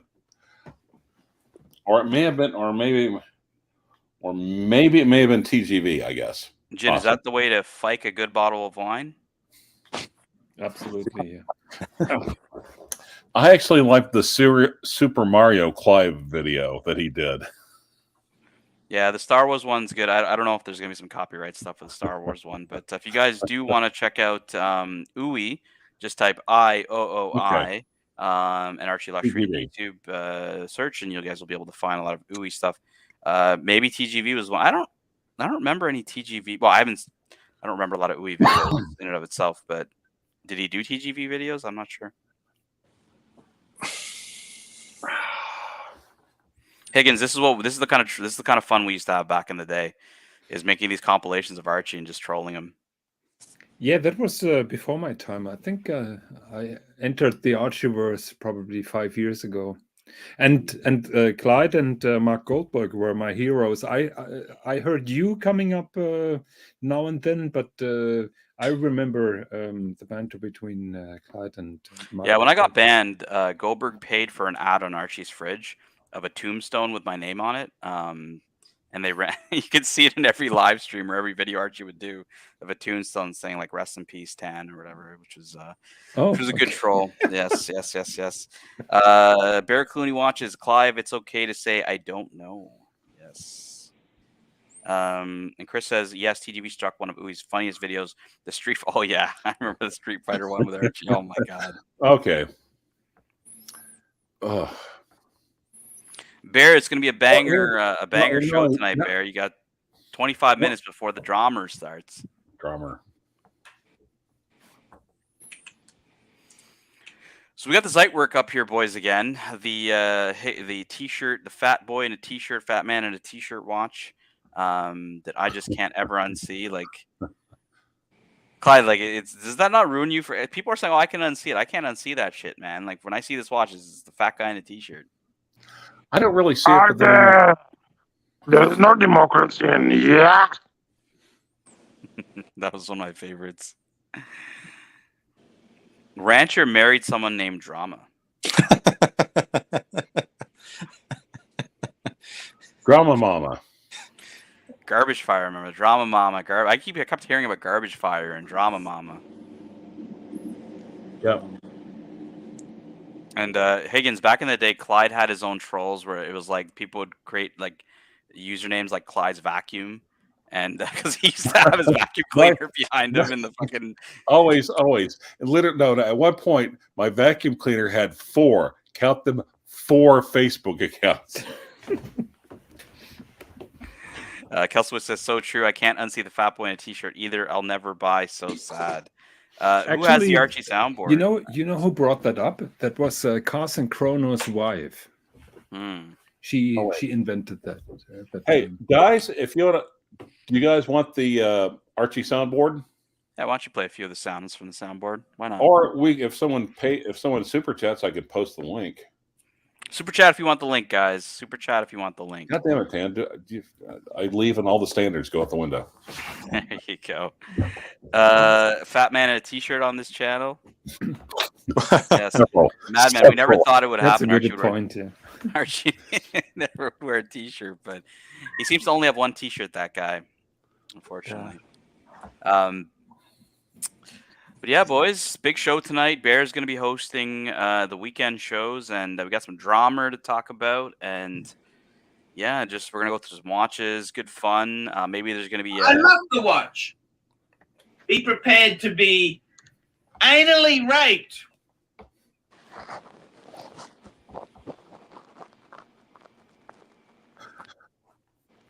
Tanzil, are you tomorrow on the Swiss and John show?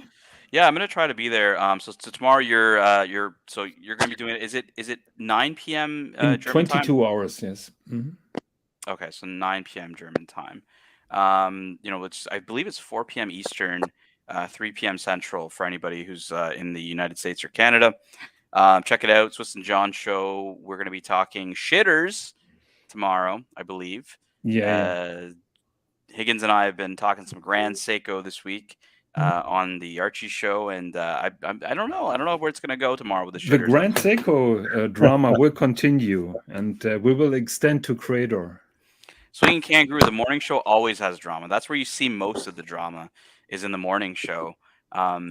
Because it's like it's a kind of a free-for-all for him on the morning show. Archie's kind of unwinding for the day, and he's letting the panelists kind of run it, whereas the evening show is actually more watch talk than the dramas. Swinging Kangaroo is asking, what time is it, Higgins? Higgins, I don't know if you want to drop the So link. the time is 9 o'clock, 5 minutes Berlin time. I'll drop the link here because I have my iMessage Okay. link to my Mac. I'll drop the link for anybody who wants Thank you to very much. check out the Swiss and John show. I got to be completely honest with you. I love butt fuckers. So here's the link. I'll drop it a few times for anybody who wants to check it out. That'll be Jonathan Quill Higgins and friends. Hopefully Swiss will be around because I did a show with you guys when I was in Europe. Swiss hopped on. We were talking Mosers. Yep. And that was good. And look, one of my favorite Swiss and John shows was when Mr. Higgins was Gonzo streaming with Dodger and Jamie Opulence in the and hotel Dodger room. was passing out. Yeah, in the hotel room, and they were eating like, I don't know, some kind of cake and then I was trying to egg you guys on to fire up the dungeon. I'm like, I'll fire up the dungeon, let's go. No, it's not buying. See, I'm not buying subscribers. What was that? I have no idea. What was that, Clivers? I have no idea. SD43 says the morning show fuels the banter for the main event. That's actually true. We've done a lot of the kind of crossovers between the morning show and the evening show. It's been a while since that's happened, but yeah, it's definitely popping off tonight. For those that missed it, and I think the show this morning was pretty long. It was like 4 hours. So if you guys want to get to catch up, Bear's going to cover it in 10 minutes. We will be automatically linking to Archie when he goes live, so I'm just going to keep this on for 10 minutes. But yeah, Swing Kangaroo, 4:05 p.m. Eastern time, so it's actually a really good time. And if you want to hop on too, Higgins will drop the link, and I'm sure he'd love to hear some watch talk with you as well. Number one, you have to do it. Number one secret is taking good. Clive, what the fuck are you watching, man? Oh, it just keeps popping up on my goddamn phone. I think I'm trying to close it, and it's just amateur hour. It's a relax stream is a favorite boomer term. Yes, Archie loves to call it the relax stream, and it's anything but relaxed sometimes. It's always full of exciting drama. It's all light. It can be lighthearted sometimes, but then it can kind of cross the line a bit. Yesterday this morning it popped off, and GMT was on, and Lux was on. You guys will hear about it in 10 minutes when Bear hops on and gives you guys the update. But yeah, no, for us today, I mean, we did getting on almost 3 hours here, Mr. Higgins, doing watch talk. People say you can't talk watches for 3 hours, so sometimes we have to go with commercial breaks and a bit of banter and a bit of fun, right? But Higgins, Yeah, what I do love. I'm talked out for tomorrow. I have no idea what I'm talking. You know me, because you always ask me. You're like, Ken, what's the topic for today? I'm like, Higgins, you know the answer to that. There's no topic. Never is. We just talk watches. I'll give you what sometimes I do find endearing is how Irish Guy does pronunciation of watch brands. So I'm going to play a little clip here from Irish Guy. JJ Lecoq, and if you're not familiar with JJ Lecoq, you may not be that familiar with timepieces. But what JJ Lecoq is, it is a manufacturer brand Swiss watch. Now, what manufacturer means is that all of the movement inside of this timepiece and all of their timepieces are handmade in-house. A lot of your big timepiece manufacturers that you're probably familiar with, Omega. Now, Omega started manufacturing their own movements recently, but Tag Heuer. Tag Heuer. Tag Heuer. Tag Heuer. Oh my god! I love Irish Guy. He has a lot of fun with it, right? Because it's about time you feature someone that doesn't talk funny. So, Yeah. but the Khaleesi dial is an invention of Archie, or was that also? No, it's definitely Archie. Jin, what is your favorite mispronunciation of Archie using in terms of like brand names on his show? I don't know.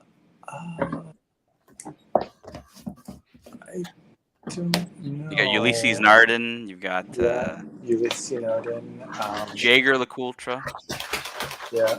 What was there was one fucking brand that I hate. Oh, Gerard Perregay. Gerard Perregay, yes. Yeah, you know what mine is, Higgins? Archie's mispronunciation. It's epic. Audemars Piguet. And he kept saying it. If you look at his like really early videos, if you search back in his early, exactly, Bear knew it right away. So we got a couple of guys here saying Chuda, Chuda, Chuda. We've got Gerard Perriget. We got Blank Pain. Bear likes Audemars Piguet. And Chris says Audemars Piguet. So in his early videos, Archie didn't know that it was called Audemars Piguet, and he kept calling it Audemars Piguet. And it's funny because if you ever try to type, I keep trying to like bait him by typing it in a super chat, and he knows I'm doing it, so he never says it. And then Bear calls him out. He's like, no, read the super chat properly. But he kept calling it Audemars Piguet, and he claims it was like a slip of words. But I know he kept saying it. He said it like 10 times in a row. I'm like, bullshit. But this morning, an old school friend of him showed up, and he even spelled his name incorrectly. The guy's name was Hendrik, and he was doing making something else out of it. Yeah, well, it's like Clyde became Clive. Yeah. Right? You know, that's where Live with Clive came from. For me, Clyde is always Clive. Brumont, yes, Brumont is a good one. Yeah. Gin Tingler. Yeah. Okay. So the story of the name Gin Tingler. So Jin's name on his username is Vingtinier, and Vingtinier, and I wrote it as Gin Tinier in the super chat, and Archie said Gin Tingler, and everyone. I think Clyde was on. Clyde's like, whoa, hold on, Tingler, Gin Tingler. So then he became Gin Tingler, and then Endor just known as the Tingler. Tingler had some epic moments though, like him getting undressed on the show and falling asleep at the end of an ArchieLuxury live stream, shirt off, just passing out on the bed. And I remember Bear Clooney, who wasn't like a panelist at the time, he was just in the chat, sent me a message on Facebook. He's like, did you see the end of the show? And I'm like, no, I logged off. And he's like, go watch the end of the show. And it was Jin taking his shirt off and just like passing out from drinking on the show. It was pretty epic. You know, I just recently learned an old term that was before my time, hillbilly tourbillon. Hillbilly tourbillon, yeah. We used to, because Clyde, we used to make fun of his open heart Zenith, and we called his, like, he had his Breitling Super Ocean, we call it the Scheitling. His Tissot was the Pissot. I claim ownership of Scheitling. Yeah, I have a clip of the old Google Hangouts days where I super chat Scheitling and you just start cracking up.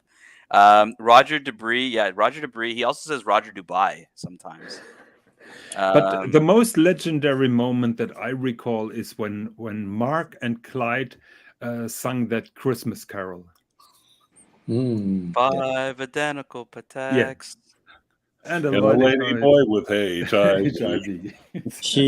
Mark sang that to me from beginning to end, like the full thing, while I was boarding a plane, and I was like cracking up hearing it for the first time. But then it was like really long, so I'm like, Mark, that's enough. I get it. And then he just kept going.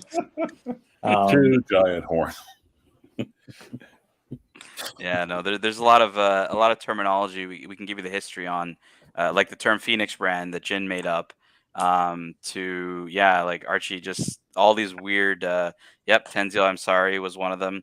Tenzio and Saria was another one. That's more recent. There's a ton of them that came out back in the day.